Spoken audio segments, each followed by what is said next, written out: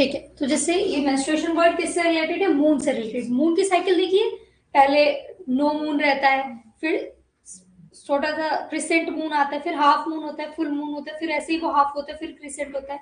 जिस तरीके से मून की एक साइकिल होती है ना, वैसे ही फीमेल्स की बॉडी में भी एक साइकिल चलती है, मंथली साइकिल, जिसको कहते हैं मेंस्ट्रुएशन। ठीक है, ये एक ग्रीक वर्ड मेनी, जिसका मतलब होता है मून, इससे आया है। ठीक है, it is also known as period. Menstruation को हम और क्या कहते हैं? Periods. It is a regular discharge. क्या होता है मेंस्ट्रुएशन? ये रेगुलर मतलब मंथली डिस्चार्ज है किसका? ब्लड और म्यूकोजल टिश्यू का from inner lining of the uterus through vagina. Inner lining मतलब एंडोमेट्रियम, है ना। तो मेंस्ट्रुएशन क्या है? Monthly discharge of inner lining, जिसको हम एंडोमेट्रियम कहते हैं फीमेल के यूट्रस का, जिसमें ब्लड और म्यूकोजल टिश्यू वेजाइना के थ्रू यूट्रस से बाहर आते हैं। समझ में आया मेंस्ट्रुएशन क्या होता है? चलिए, अब टिपिकल ड्यूरेशन, ये मेंस्ट्रुएशन के बारे में लिखो, हेडिंग डालो मेंस्ट्रुअल साइकिल और उसमें मेंस्ट्रुएशन के बारे में लिखिए। ये डेफिनेशन लिखो जल्दी से, ये वाली, रेगुलर डिस्चार्ज ऑफ, यहां से आते,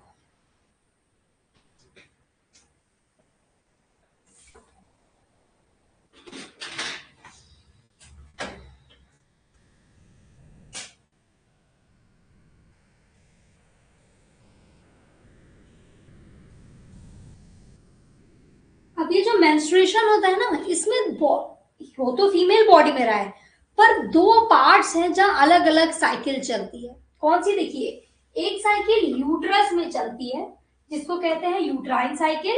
एक साइकिल ओवरी में चलती है, जिसको कहते हैं ओवेरियन साइकिल। समझ में आया? मेंस्ट्रुएशन के टाइम, एक्चुअली जो मेंस्ट्रुएशन है, जो एक साइक्लिक प्रोसेस है, हर मंथ होता है। मंथली दो साइकिल चलती है, एक प्रोसेस होता है यूट्रस में, एक प्रोसेस मंथली होता है ओवरी में। ठीक है, समझ में आया यहाँ तक? ये क्लियर होना चाहिए, क्योंकि भी मैं ovarian cycle and uterine cycle आपको समझाऊंगी। तो ये कौन सी दो साइकिल्स चलती है फीमेल की बॉडी में मेंस्ट्रुएशन के under? And ovarian cycle. Uterine cycle मतलब यूट्रस के अंदर चेंजेस होते हैं मंथली, ग्रो होगा, प्रोलिफरेट होगा, शेड होगा।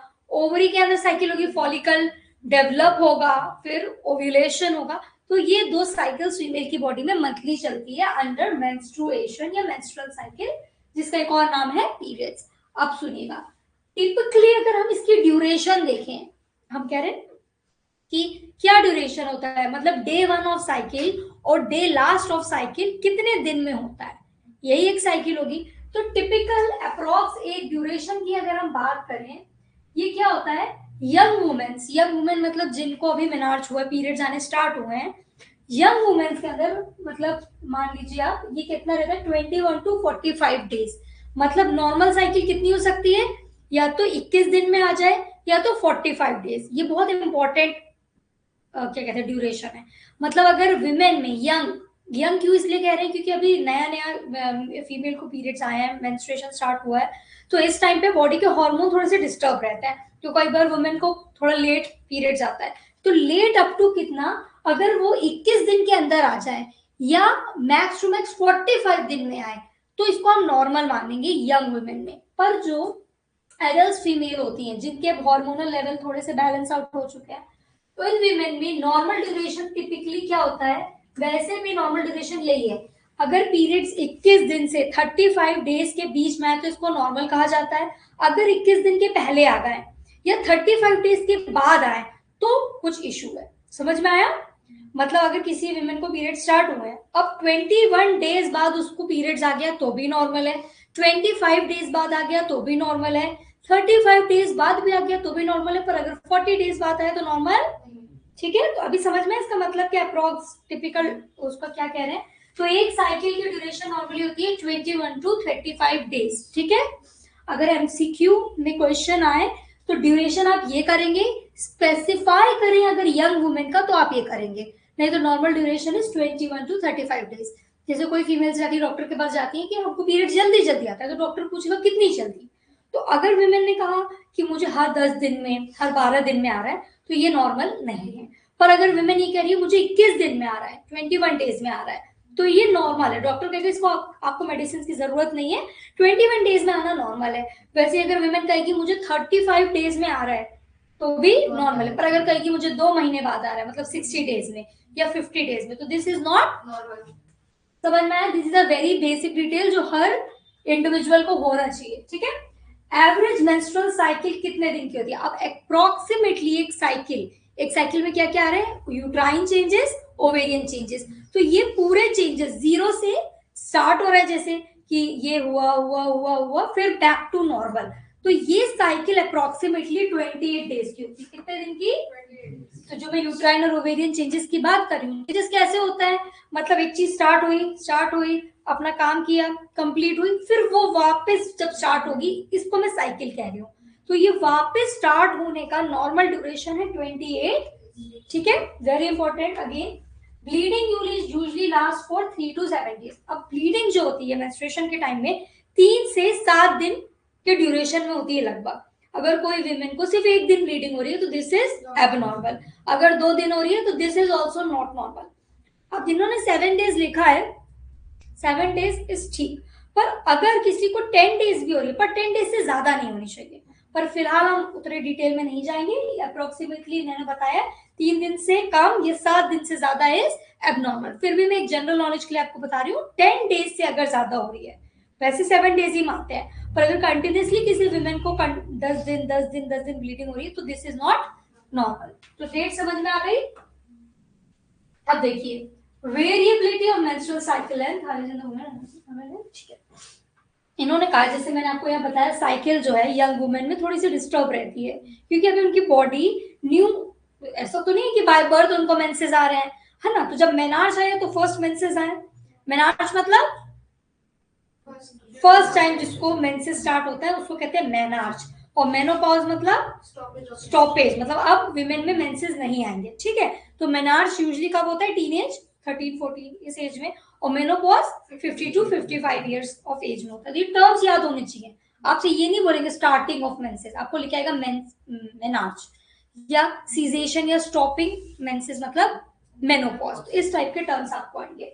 अब देखिए, इन्होंने कहा है जो ये साइकिल की लेंथ है इसमें वेरिएबिलिटी मतलब चेंजेस, कि भाई 21 दिन आ गया, 21 दिन पे आ गया, 25 दिन पे आ गया, 30 दिन पे आ गया, 35 डेज पे आ गया।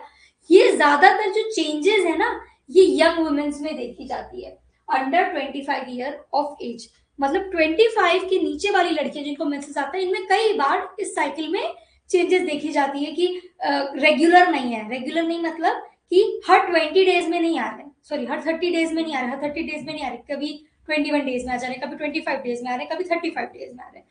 पर जैसे ही विमेन 25 से 39 का जो ये एज ग्रुप है, ये सबसे स्विचेबल होता है। इसमें हार्मोन एकदम क्या कहते हैं बैलेंस रहते हैं। ये मोस्ट फर्टाइल पीरियड होता है विमेन के लाइफ का, जिसमें वो इजिली कंसीव कर सकती हैं, और जो बेबी भी ग्रो होगा वो कैसा रहेगा? हेल्दी रहेगा। तो वैसे तो 24-25 के बाद ही हो जाता है, तो इसीलिए कहा जा रहा है ये साइकिल ज्यादा रेगुलर रहती है इस एज ग्रुप की वुमेन में, ठीक है।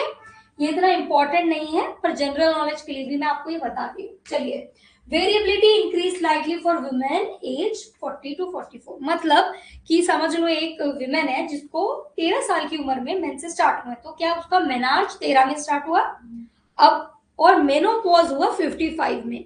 तो ये कहना चाह रहे हैं कि सबसे रेगुलर मतलब साइकिल जो है कि हर 25 दिन में हर 25 दिन में पीरियड जा रही है, ये जो साइकिल है ये मोस्ट रेगुलर रहती है 25 से 39 तक की एज के वुमेन में। इसके पहले वाली और इसके बाद वाली में थोड़ा सा साइक्लिक चेंजेस हो सकता है, कि जरूरी नहीं एकदम उसी डेट पे आए, 2-4 दिन आगे 2-4 दिन पीछे हो सकता है। समझ में आया आप लोगों को?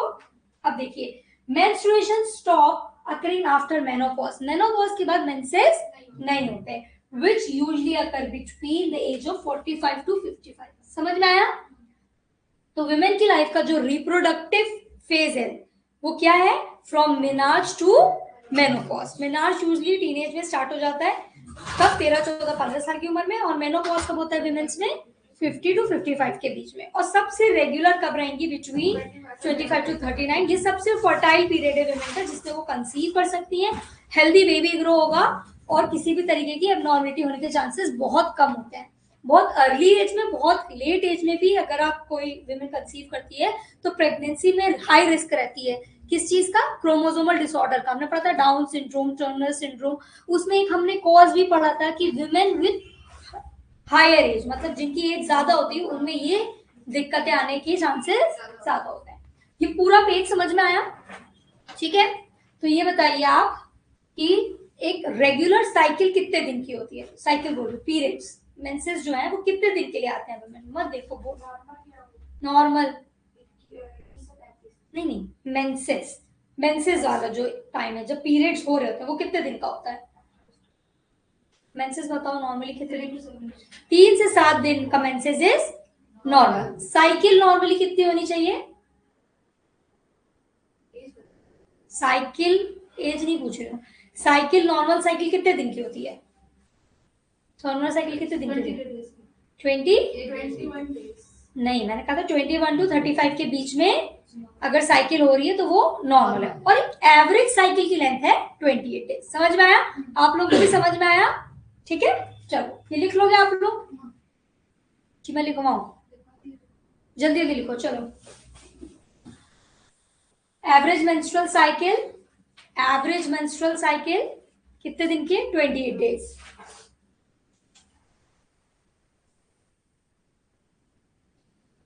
Typical duration of menstrual cycle, typical duration 21 to 35 days, मतलब 21 से 35 डेज के बीच में अगर मेंसेस आते हैं तो ये नॉर्मल है। ड्यूरेशन समझ में आ गया? ठीक है, और एक एवरेज साइकिल का क्या ड्यूरेशन है? 28 डेज। इसके बाद लिखिए ब्लीडिंग या फिर मेंसेस, ब्लीडिंग फेज या मेंस्ट्रुएशन फेज कितने दिन का होता है? 3 to 7 डेज। मेनार्च लिखिए, मेनार्च क्या होता है? MENARCH, menarche is starting of periods, beginning of periods, beginning of periods, which is क्या होती है? Teenage 11, 12 to 13, 14 years. और मेनोपॉज लिखिए क्या होता है? कंप्लीट सीजेशन या स्टॉपेज ऑफ पीरियड। सीजेशन मतलब रुकना, CESATION, complete cessation of menstruation in women को कहते हैं मेनोपॉज।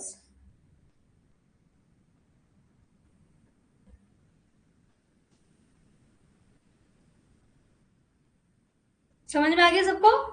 चलिए अब आगे बढ़ते हैं। अब फेजेस बहुत इंपॉर्टेंट, यही सबसे इंपॉर्टेंट है, इस पे आपको ध्यान देने की जरूरत है।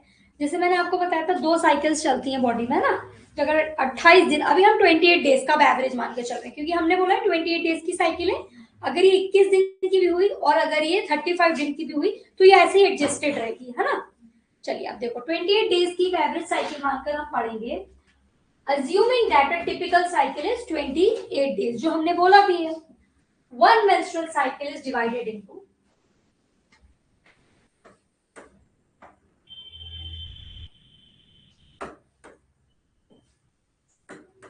28 डेज की है और इसको 2 फेजेस में डिवाइड किया है, ovarian cycle and uterine cycle. अब ओवेरियन साइकिल को फिर से डिवाइड किया। ओवेरियन साइकिल का मतलब क्या है कि ओवरी के अंदर क्या क्या चेंज आते हैं उस 28 डेज में। तो कौन कौन से ब्रॉडली चेंजेस आते हैं? फॉलिक्यूलर फेज जिसमें फॉलिकल ग्रो होगा, ओव्यूलेटरी फेज जिसमें जो हमारा मेच्योर फॉलिकल है उसको क्या कहते हैं? क्या होता है मेच्योर फॉलिकल? कल ही पढ़ा था। जो मेच्योर फॉलिकल था उसका नाम क्या था? पोशिट? नहीं बेटा, मैं टाइम नहीं पूछ रही, मैं पूछ रही हूँ जो मेच्योर फॉलिकल जब हो जाता है उसका नाम क्या था? फॉलिकल का 3-4 तरीके के फॉलिकल पढ़े थे, कौन से? Graafian follicle. Mature follicle is, तो फिर ओव्यूलेटरी फेज में ये ग्राफियन फॉलिकल बर्स्ट होगा और कौन सा oocyte बाहर आएगा? सेकेंडरी oocyte, ठीक है। और फिर आएगी ल्यूटियल फेज जिसमें ये फॉलिकल के साथ क्या होगा वो देखेंगे हम लोग। फिर दूसरा रहता है, जैसे ये साइकिल ओवरी में चल रही है वैसे एक साइकिल यूट्रस में चल रही होती है विमेन के, जिसमें आता है पहला इज मेंस्ट्रुअल फेज, फिर आता है प्रोलिफेरेटरी फेज, फिर आता है सिक्रीटरी फेज। समझ में आया? बहुत इंपॉर्टेंट, ये ऐसे बनाकर ये तीनों फेज लिखिए।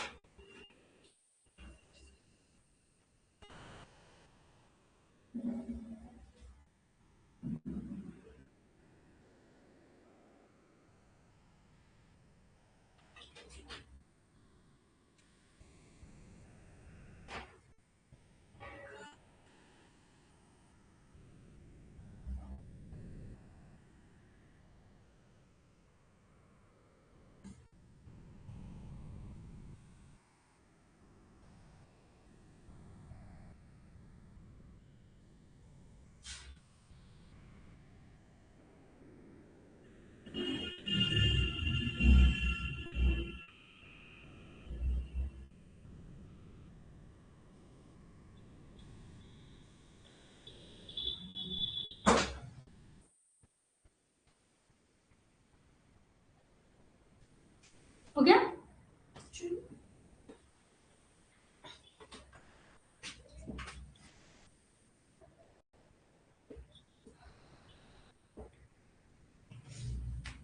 चलिए, अब जल्दी से मुझे आप लोगों में से कोई बताओ, एवरेज साइकिल कितने दिन की रहती है, कौन कौन से फेजेस रहते हैं, और उन फेजेस में भी कौन कौन से साइकिल है, बताओ। सुना है? बताओ। एवरेज साइकिल होती है 28 डेज की, और इसके टू टाइप्स होते हैं, ओवेरियन साइकिल और यूटेराइन साइकिल। ओवेरियन साइकिल में खुशबू क्या क्या होता है? ओव्यूलेटरी फेज एंड ल्यूटियर फेज, है ना? अब ये यूट्राइन फेज में क्या क्या होता है, याद है आपको? मेंस्ट्रुएशन, हाँ, menstrual phase, proliferatory phase and secretory phase. याद रहेंगे नाम, हमको ये नाम याद करना है, तभी तो मैं आगे पढ़ाऊंगी इसकी डिटेलिंग। जल्दी से एक बार रिवाइज करो, कौन कौन से फेज है?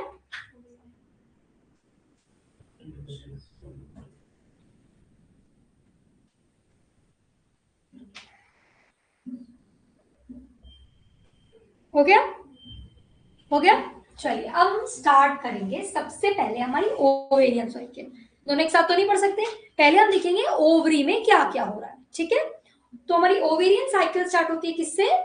Follicular phase. ऑब्वियसली जब फॉलिकल जो अभी इमेच्योर है, ये मैच्योर होगा। कौन कौन से फॉलिकल्स के बारे में हमने पढ़ा था? प्रीमोर्डियल फॉलिकल, प्राइमरी, प्राइमरी के बाद प्राइमरी फॉलिकल जो है उसके अंदर क्या रहता है?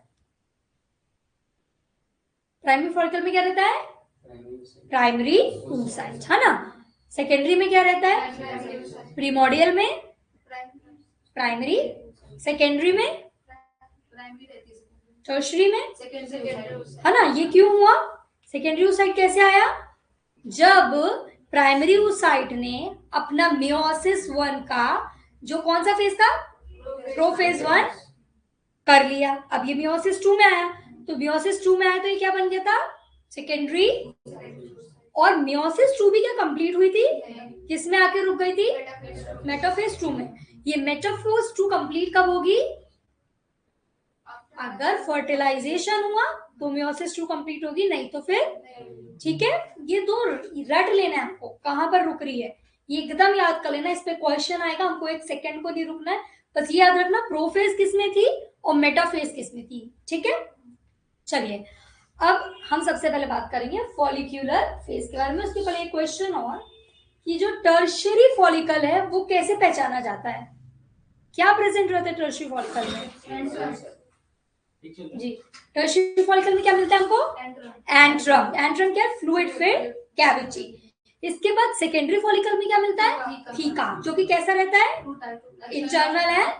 ठीक है, सबने रिवीजन किया, वेरी गुड, ऐसे ही जवाब दिया करो। ठीक है, अब हमारा फॉलिकुलर फेज हम स्टार्ट कर रहे हैं ओवेरियन साइकिल का। ठीक है, चलिए, मेंस्ट्रुअल साइकिल को, ओवेरियन साइकिल को लेके इतनी सारे मिथ्स हैं, तो आप लोग भी भाई डॉक्टर बनने वाले हैं, तो आपको भी उतनी ध्यान से सुनना है ना, ताकि हम अपने घर में किसी कुछ ऐसा इशू हो तो उसको सही गाइड कर सके और ये टैबूज जो है, गलत प्रैक्टिस, उनको रोक सके। देखिए, सबसे पहला है फॉलिक्यूलर फेज। ठीक है, हम जो डे 1 होता है ना साइकिल का, देखिए क्या लिखा है, on day 1 of the cycle, जो फर्स्ट डे है, अब 28 डे की साइकिल है ना, ये 1 डे से 28 डे तक की हमारी साइकिल है।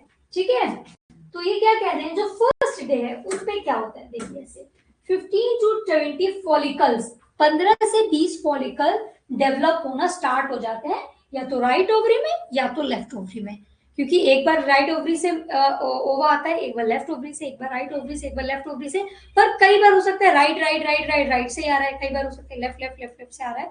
तो जो भी ओव्यूलेशन जिस भी ओवरी से होने वाला होगा, उसके 15 से 20 फॉलिकल डे 1 पे क्या हो जाते हैं, start developing, 15 to 20 follicles start developing. ठीक है, डे 1 में समझ में, ओवरी में क्या हो रहा है, ऐसे अभी हम यूट्रस का पढ़ेंगे तो बहुत क्लियर रखना दिमाग में। डे 1 में 15 से 20 फॉलिकल डेवलप होना स्टार्ट होगा, चाहे राइट ओवरी में चाहे लेफ्ट ओवरी में। क्यों, क्यों, क्योंकि कौन सा हार्मोन था जो फॉलिकल का डेवलपमेंट करा रहा था, एफएसएच। एफएसएच का फुल फॉर्म कहां से आता है, एंटीरियर पिट्यूटरी से, किसके इन्फ्लुएंस के अंडर, एफएसएच कौन कौन किस वजह से स्टार्ट होता है बनना, जीएनआरएच, जो इसका फुल फॉर्म क्या है, और ये जीएनआरएच को कौन रिलीज करता है। ठीक है, चलिए, अब एफएसएच के रिस्पॉन्स में, इन रेस्पॉन्स ऑफ एफएसएच, आप ऐसे करना है, ऐसे अपना कॉपी का बीच का पेज लेना, चाहे ऐसे फुल ले लो चाहे हाफ, और ओवेरियन साइकिल लिख के एक तरफ डे 1 करना और डे 28 ऐसे बनाना हम लोग। ठीक है, चलो मैं आपको इस तरीके से याद करना, ओवेरियन साइकिल यहाँ रहेगा डे 1,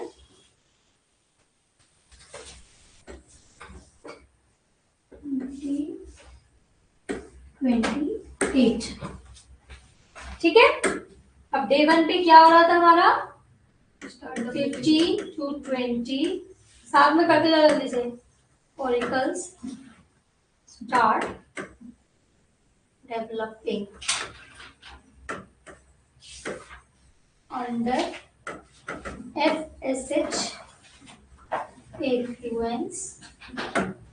ठीक है, अब इसके बाद क्या होगा,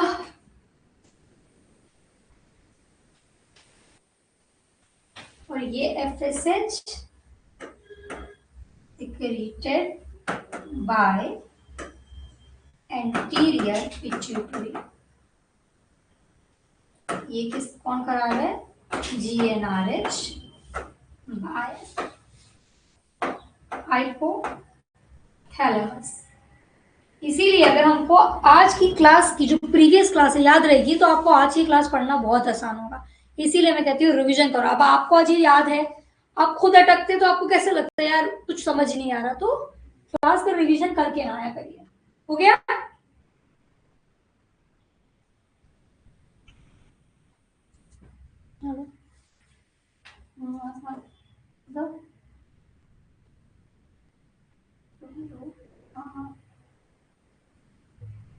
क्लास ले रही हूँ मैं, 3:30 तक करूँ, फिर होगी ना, 3:30 तक करती हूँ मैं।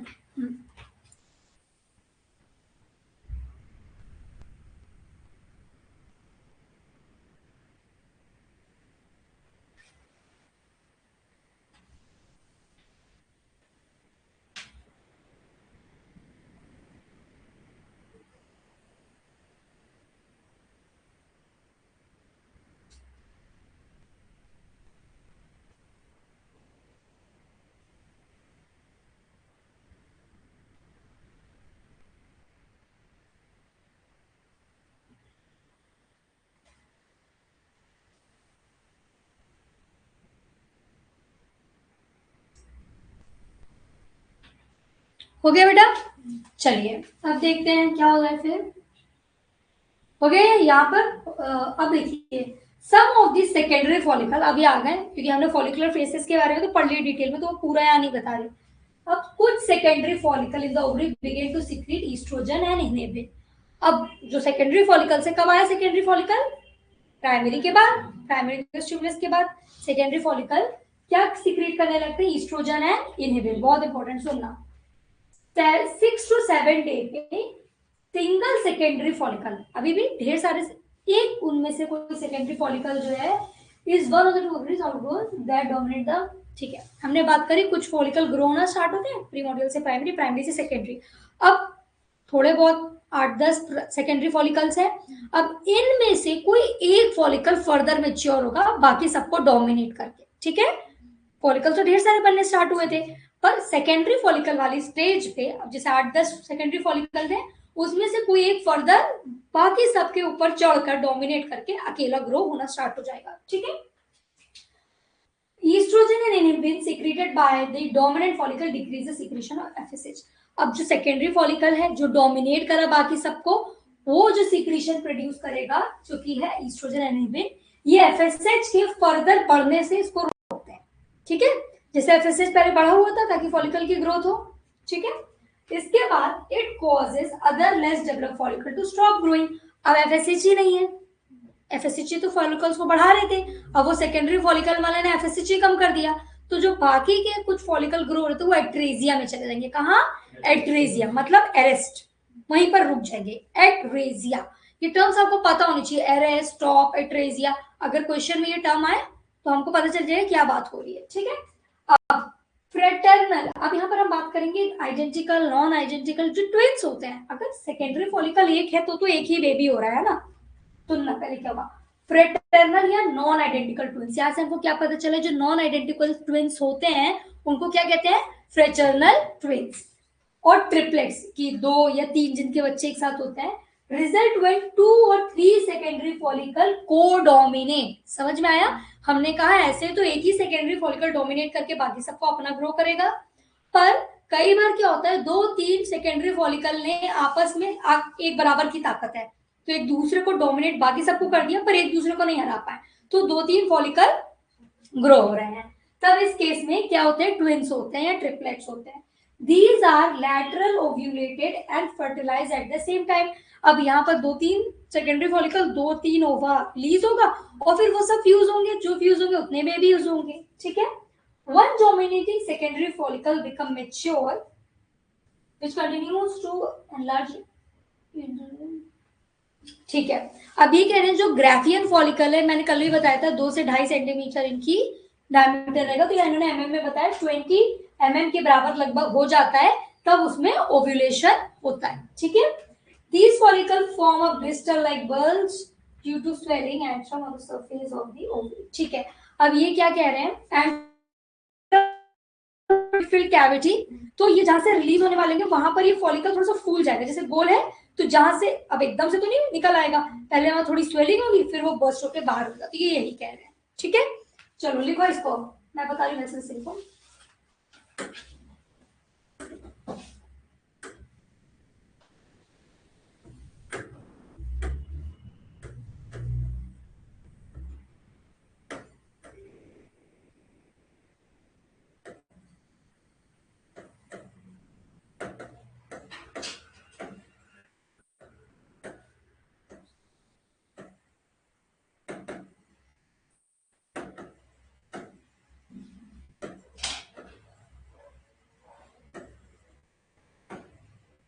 बाकियों में से कोई एक डोमिनेट करके फर्दर ग्रो करेगा, है ना, और क्या प्रोड्यूस करेगा? ईस्ट्रोजन है इनहिबिन।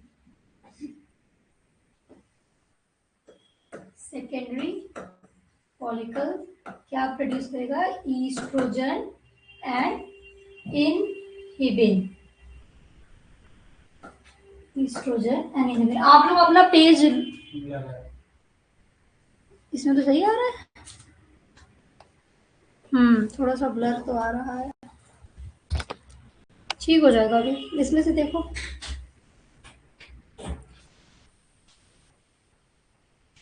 चलिए देखिए, और ये ईस्ट्रोजन इनहिबिन जो सेकेंडरी फॉलिकल बनाएगा, ये क्या करेगा, रिड्यूस प्रोडक्शन ऑफ, किसका प्रोडक्शन रोकेंगे, जल्दी बताओ यार,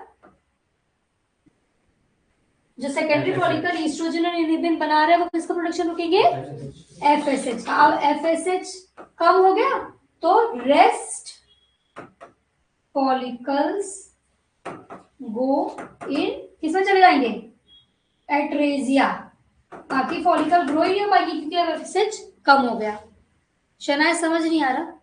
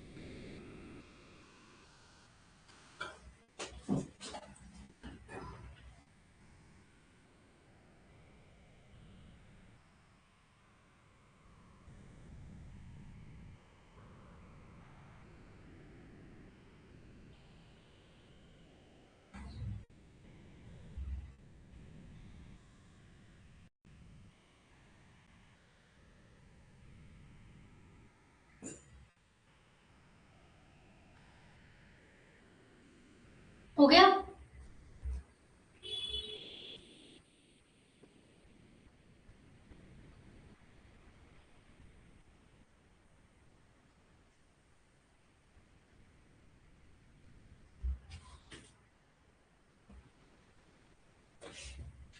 चलिए, यहां तक की बात समझ में आई सबको? अभी एक बार और रिवीजन करेंगे, इसीलिए मैं पूछूंगी, जल्दी से इसको याद कर लो।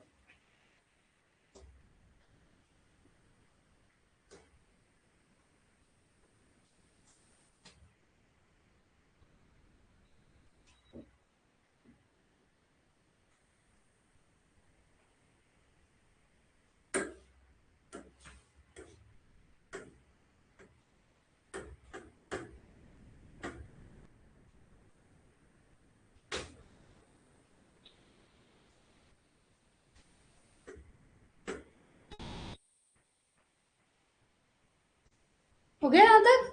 चले, तो सेकेंडरी फॉलिकल कब ग्रो होना स्टार्ट हो रहा है, डे, सेकेंडरी फॉलिकल कब स्टार्ट हो रहा है, और फॉलिकल्स कब स्टार्ट हो रहे हैं बनना, डे 1 से। ठीक है, चलिए अब आगे चलते हैं।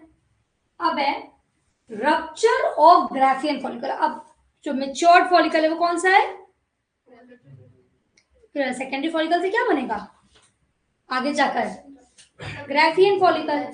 सेकेंडरी फॉलिकल से आगे जाकर बनेगा हमारा ग्राफियन फॉलिकल।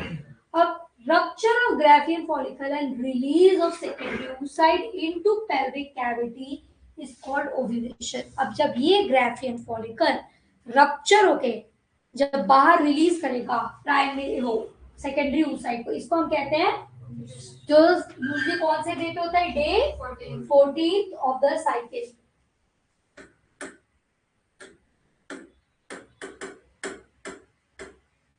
अब आता है हमारा डे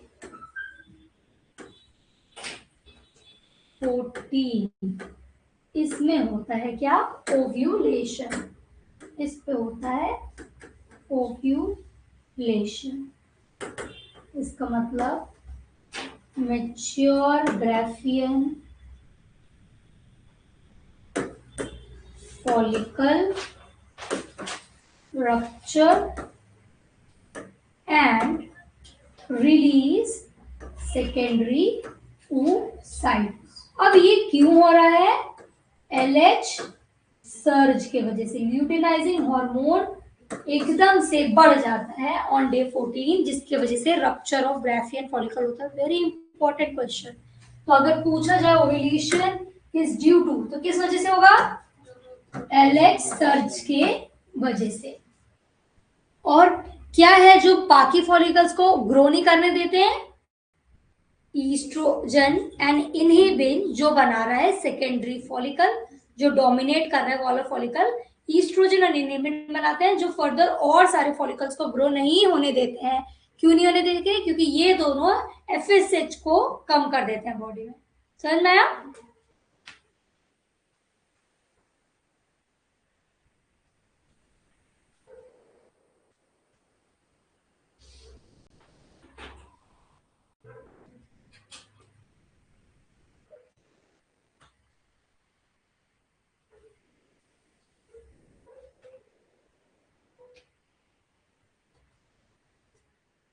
चले आगे भाई,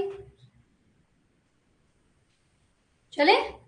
अब आता है हमारा, देखिए बोथ ओवरीज प्रोड्यूस ओवा अल्टरनेटिवली। मैंने बताया ना, एक बार एक ओवरी, एक बार दूसरी ओवरी, पर some time the same ovary continues to produce ova for many month. तो हमें यूजुअली नहीं पता होता कि किस ओवरी से ओवा रिलीज होगा, ठीक है। कभी एक बार इससे, एक बार इससे, एक बार इससे, एक बार इससे, हर महीने हो सकता है, या तो कोई एक ही ओवरी कंटिन्यूसली ओवा प्रोड्यूस करे। ओव्यूलेशन अकर और 14 डे, ये बहुत इंपॉर्टेंट क्वेश्चन। ओव्यूलेशन साइकिल के कौन से दिन पे होता है? 14th डे पे, before the onset of next menstrual cycle. मतलब अगली मेंस्ट्रुअल साइकिल जो आएगी उसमें हम माइनस करेंगे 14, तो आ जाएगा हमारा ओव्यूलेशन वाला डे। जैसे कि देखिएगा, if the cycle was of 35 days, हमने 28 डे की साइकिल पढ़ी, पर अगर 35 डेज की साइकिल हो रही है किसी फीमेल में, 35 माइनस 14 दैट इज ओव्यूलेशन हुआ 21st डे में। तो जितनी भी लंबी साइकिल है उसमें हम माइनस करेंगे 14, और जो डेट आएगी वो होगी हमारी ओव्यूलेटरी डेट। तो अगर आपको ऐसा क्वेश्चन है तो ये आप करेंगे कि बोला in an female cycle is of 23 days, तो on which day ovulation must have done, तो 23 माइनस 14, समझ में आए? So 35 days is of 32 days is of 31 days. तो ये करके लिखिए, लिखो ovulation is equal to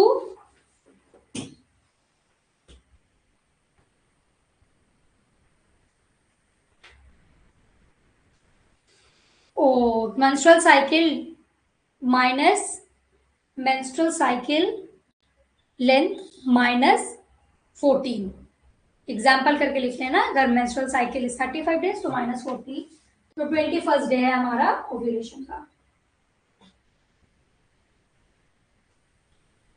अब जिस दिन ओव्यूलेशन होता है उसके पहले अचानक से ल्यूटिनाइजिंग हार्मोन राइजेस शार्पली, मतलब एकदम से बढ़ेगा, और ये एकदम से बढ़ना नेक्स्ट डे क्या कर देता है? ओव्यूलेशन कॉज कर देता है। If the it rupture the wall of Graafian follicle, इस ल्यूटिनाइजिंग हार्मोन के अचानक से बढ़ने के वजह से जो ग्राफियन फॉलिकल है, जो हमारा मेच्योर फॉलिकल है, इसकी वॉल क्या हो जाती है? रप्चर, टूट जाती है। और सेकेंडरी oocyte जो है सराउंडेड बाय, क्या क्या रहते हैं सेकेंडरी oocyte के बाद? Zona pellucida and corona radiata and cumulus oophorus, ये सब से ये बाहर निकलकर आ जाता है, ठीक है। ये तीनों लेयर्स को क्रॉस करते हुए कोरोना रेडिएटा क्या कर रही थी? नरिशमेंट ऑफ, हाँ न्यूट्रिएंट भी बोल सकते बेटा, nourishment and nutrient and direction development of secondary. And what is the role of zona pellucida?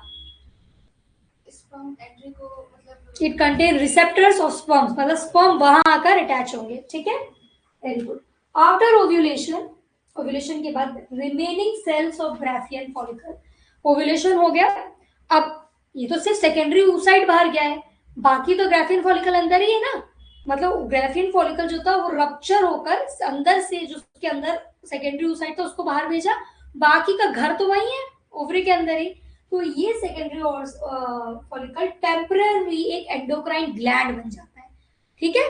मतलब एक घर है, उसके अंदर से कोई बंदा वो बाहर चला गया, तो घर तो अभी वही है, वो बंदा बाहर गया है। ऐसे ग्राफियन फॉलिकल तो वही है, उसके अंदर का सेकेंडरी oocyte बाहर गया, तो ग्राफियन फॉलिकल टेम्पररली एक एंडोक्राइन ग्लैंड बन जाता है, जिसको कहते हैं कॉर्पस लूशियम। क्या बनाएगी ये? प्रोजेस्टेरॉन, तभी एंडोक्राइन ग्लैंड कह रहे हैं।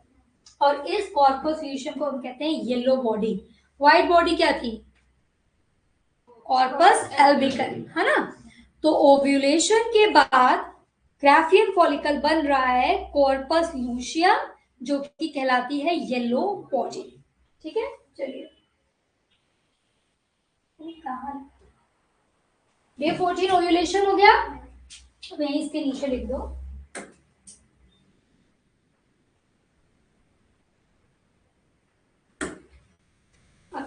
इस टाइम पे क्या होगा, आफ्टर ओव्यूलेशन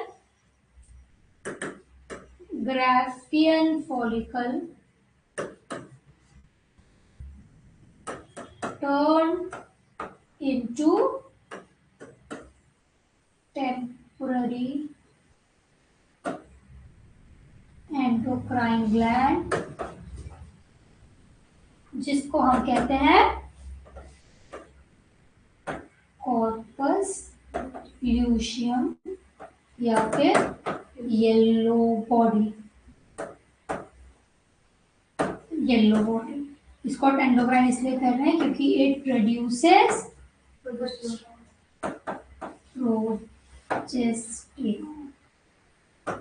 ठीक है,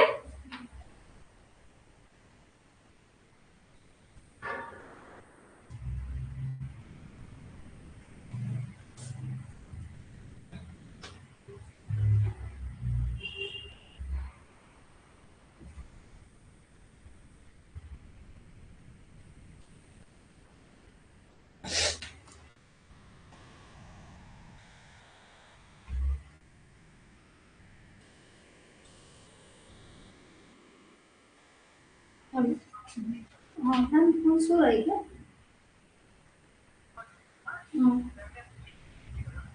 अच्छा वो ये भी बोल, नहीं वो दिख नहीं रहा, मुझे ऐसा लग रहा है वो सो रहा। वो ये भी भूल लीजिएगा उसमें लंच किया कि नहीं। ठीक है, ओके।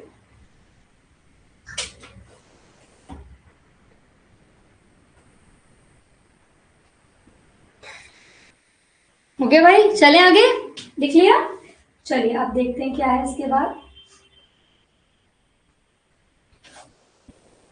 अब ओव्यूलेटरी फेज को ये डिटेल में बता रहे हैं क्या हुआ ओव्यूलेटरी फेज में। देखिए टर्शियरी फॉलिकल बना ग्राफियन फॉलिकल, अब यहाँ पर ये रप्चर होगी, सेकेंडरी साइड इन्होंने बाहर भेजा जब ल्यूटेनाइजिंग हार्मोन पीक पे था। समझ में आइए, ओव्यूलेटरी फेज के बारे में पढ़ेंगे। जब ये ओव्यूलेशन हुआ है क्या क्या हो रहा है, देखिए from time to time an oocyte इज लॉस्ट इन द pelvic cavity where it created। कई बार ये oocyte जो रहता है pelvic cavity में लूज हो जाता है, कहीं चला जाता है, तो ये बात क्या हो जाता है, जो चीज काम की नहीं वो डिग्रेड हो जाती है, डिजेनरेट हो जाती है। स्मॉल अमाउंट ऑफ ब्लड, ठीक है, जब ये रप्चर होता है ना ग्राफियन फॉलिकल तो थोड़ा सा ब्लड रिलीज होता है, इस वजह से ओव्यूलेशन के टाइम विमेन को शार्प पेन हो सकता है, जिस भी साइड की ओवरी में उसको क्या हो रहा है ओव्यूलेशन, विच इज नॉर्मल, थोड़ी देर का शार्प पेन होता है। इस पेन को कहते हैं मिशेल्स मर्स। ठीक है, इस पेन का नाम क्या है, मिशेल्स मर्स। अगर क्वेश्चन आएगी क्या है तो it is a temporary pain due to bleeding, जब हमारा ग्राफियन फॉलिकल रप्चर हो रहा है। ठीक है, चलिए an over the counter home test, अब एक ओवर काउंटर टेस्ट होता है घर पे, जो किसके थ्रू किया जाता है, ओव्यूलेशन प्रीडेटर किट के थ्रू।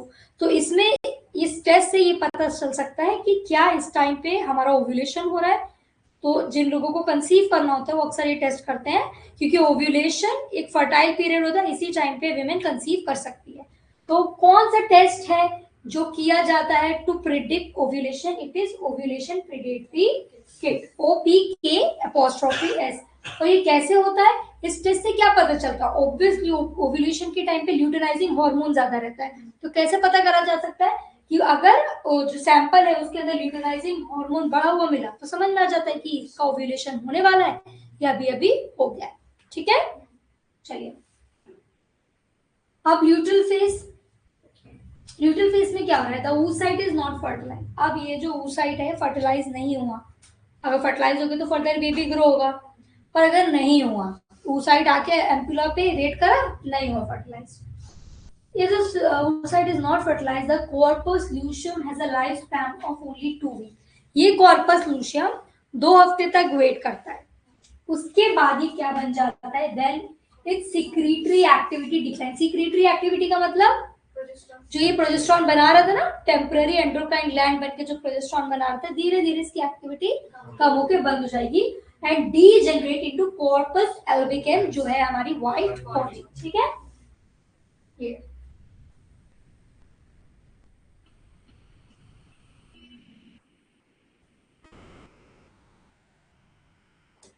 लास्ट है हमारा, इसमें लिखिए, यहाँ आ गया हमारा ल्यूटियल फेज। ल्यूटियल फेज, इसमें क्या होगा,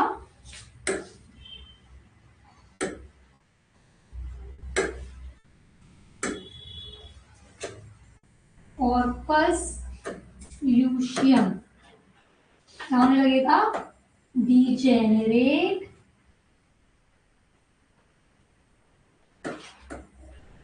किसमें, इनटू कॉर्पस एल्बिजेन, इसको कहते हैं वाइट बॉडी।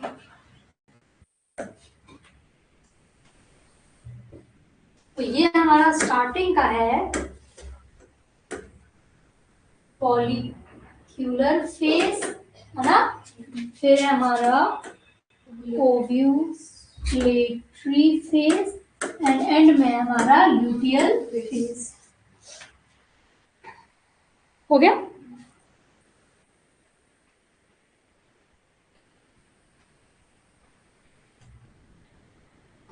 साइकिल समझ में आई ओवेरियन वाली? क्या आज हम पूरा कंप्लीट करेंगे, अभी तो मेंस्ट्रुअल साइकिल पे अटके हुए हैं। चलो, ये बहुत इंपॉर्टेंट था क्योंकि इसको हम डिटेल में नहीं पढ़ाते तो पता नहीं। चले आए आप यूट्राइन साइकिल पे? ओवेरियन साइकिल समझ में आई? चलो दीपक, जल्दी से मुझे खड़े होके बताओ कि ओवेरियन साइकिल में कौन कौन सी फेज थी? ओवेरियन साइकिल पढ़ा ना हमने भी, इसमें कौन कौन सी फेज थी? कौन सी फेज? अच्छा तुम तो दीपक, मैं उसको देखकर दीपक बोल रही हूँ इसलिए चुप है। कौन सी फेज थी? क्या थी? मतलब दो फेज थी।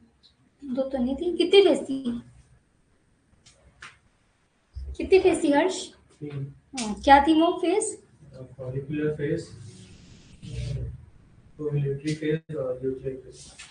नहीं, प्रोलिफेटरी तो यूट्रस में थी ना, ओव्यूलेटरी बोला है और ल्यूटियल फेज। तुम्हें समझ में आता है तो क्लास क्यों नहीं अटेंड करते हो? थोड़ा मेहनत करो तुम, है। चलो, क्या क्या आई? तीन फेजेस कौन सी थी? फॉलिकुलर फेज, ओव्यूलेटरी फेज और ल्यूटियल फेज। नाम से बता रही, फॉलिक्यूलर फेज में फॉलिकल बढ़ेगा, प्राइमरी, सेकेंडरी, टर्शियरी, ग्रेफियर, है ना। ये ग्रो होगा। फिर हमारा तो ओव्यूलेटरी फेज जिसमें एलएच सर्ज होगी, तो क्या होगा, ओव्यूलेशन होगा। और लास्ट ल्यूटियल फेज में कॉर्पस ल्यूशियम डीजेनरेट होकर बनेगा कॉर्पस एल्बिकन, अगर फर्टिलाइजेशन नहीं होता है तो। ठीक है,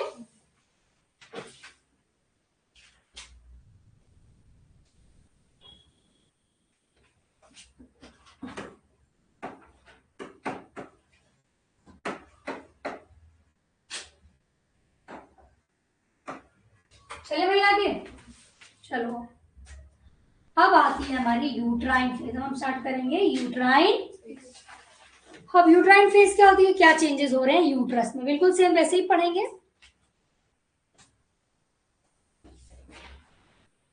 चलिए, the menstrual phase also called menstruation और मेंसेस, इसको ये भी कहते हैं, last for 3 to 5 days of the cycle. Uterine phase में हम पहली फेज पढ़ रहे हैं मेंस्ट्रुअल फेज, जब मेंसेस होंगे, ब्लीडिंग होगी। ये लगभग कितने दिन चलती है? 3 से 5 दिन साइकिल की, मतलब डे 1 से लेकर 5 से 7 दिन तक जो ब्लीडिंग होगी, इसको कह रहे हैं menstrual phase. By convenience, the first day of menstrual is day 1 of the new cycle. तो जो day 1 menses का होता है, हम उसको day 1 of cycle मानते हैं। ठीक है, जिस दिन विमेन को पीरियड्स आए, मेंसेस आए, वो खुद समझ लें कि ये हमारा day 1 है, तो यहाँ से हमारी साइकिल स्टार्ट हुई है। तो अगर किसी को अपनी साइकिल का ड्यूरेशन पता करना है तो क्या करेगी, जिस दिन मेंसेस आया है उसको day 1 कर लो, उसके बाद जब नेक्स्ट मेंसेस आएगा उसको डेट नोट कर लो। अब वो दोनों डेट के बीच में कितने दिन है? अगर आपके 21 से 35 डे का गैप है तो ये नॉर्मल है, पर 21 से कम है या 35 से ज्यादा है तो दिस इज, एक आध साइकिल में कभी ऐसा डिस्टर्बेंस हो तो it is not a big deal, पर कंटिन्यूअसली ऐसा हो रहा है तो दिस इज एन इशू। ठीक है, चलिए, this discharge occur because of, अभी जो मेंसेस में डिस्चार्ज हो रहा है क्यों हो रहा है? इस वजह से हो रहा है क्योंकि प्रोजेस्टेरॉन का लेवल कम हो रहा है। क्यों कम हो रहा है? क्योंकि कॉर्पस ल्यूशियम फर्टिलाइज नहीं होने की वजह से डीजेनरेट हो रही है, जो प्रोजेस्टेरॉन बना रही थी अब वो प्रोजेस्टेरॉन, एंड ईस्ट्रोजन, प्रोजेस्टेरॉन और ईस्ट्रोजन का लेवल एकदम से कम होता है, जिस वजह से मेंसेस स्टार्ट होते हैं, which stimulate the release of prostaglandin, ठीक है, और इसकी वजह से किसका रिलीज स्टार्ट होता है, prostaglandin. These cause the uterine spiral arteriole to constrict। अब एक चीज और हमने पढ़ाया था, blood supply to uterus, internal iliac artery.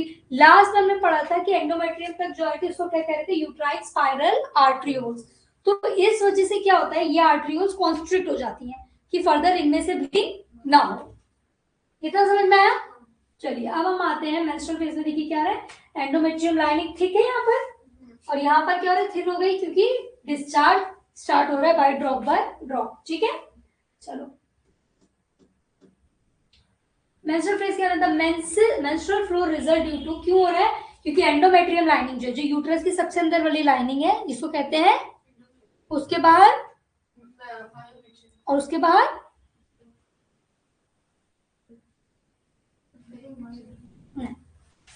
पता करना, of the uterus and its blood vessels which form liquid that comes out through vagina। मतलब जब एंड्रोमेट्रियम और अगर म्यूकस और वेजाइनल डिस्चार्ज वेजाइना के थ्रू बाहर आते हैं, इसको कहते हैं मेंस्ट्रुएशन।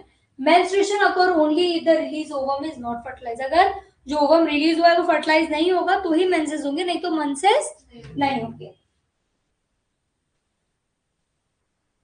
चलिए menstrual phase, menstrual flow from uterus consist of, अभी ये जो ब्लड है ये कितना होता है, लगभग 40 से 150 ml of blood her menses में विमेन की बॉडी से रिलीज होता है। इसीलिए इंडिया में विमेन अक्सर एनेमिक होती हैं, ठीक है। टिश्यू फ्लूइड, और क्या क्या रहता है उसमें, टिश्यू का फ्लूइड, यूट्रस का mucus and epithelial cell that shed from uterus. तो जो विमेन को मेंसेस होता है उसमें सिर्फ ब्लड नहीं रहता, और क्या क्या रहता है, epithelium from endothelium, mucus, tissue and blood, ये सारी चीजें मिल करके बनाती है मेंस्ट्रुअल ब्लड जो फ्लो हो रहा है। Menstruation fluid is the correct name. Actual में उसको मेंस्ट्रुअल ब्लड नहीं बोलना चाहिए, मेंस्ट्रुएशन फ्लूइड बोलना चाहिए, क्योंकि ब्लड के अलावा भी और चीजें उसमें आ रही है ना। ऑल द मैनी पीपल, बहुत सारे लोग उसको ब्लड बोलते हैं, पर सही टर्म क्या है, menstrual fluid. Menstrual fluid is reddish brown. किस कलर का होता है, रेडिश ब्राउन, ब्राइट रेड नहीं रहता है, कैसा रहता है, रेडिश ब्राउन। वेनस ब्लड से थोड़ा सा डार्क और मान सकते हैं। About half of the menstrual fluid is blood. ये जो फ्लूइड इसमें ज्यादातर ब्लड है, बाकी चीजें थोड़ी थोड़ी है। Menstrual fluid consist of cervical mucus, vaginal discharge and endothelial tissue, ठीक है, समझ में आया।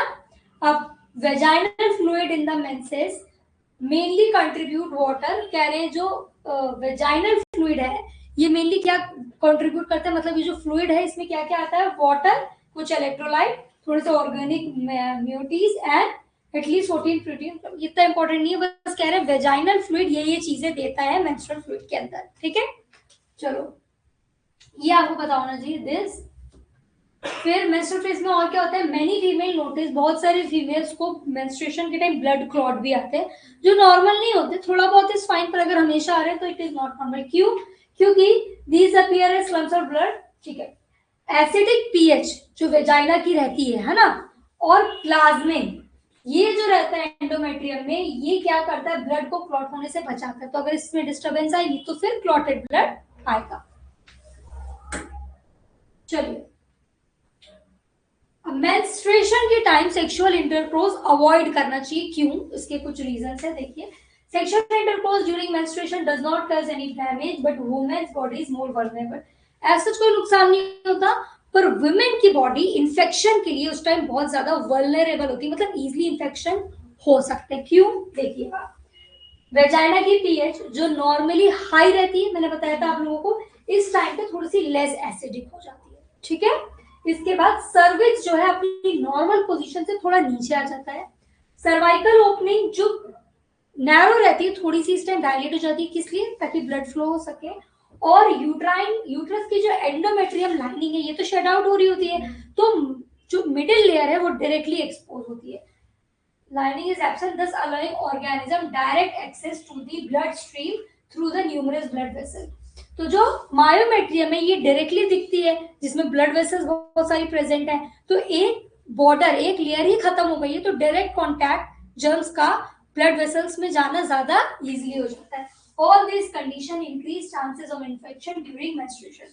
इसलिए मेंसेस के टाइम अगर सेक्सुअल इंटरकोर्स किया जाए तो विमेन को इसके इन्फेक्शन होने के चांसेस ज्यादा रहते हैं। क्यों?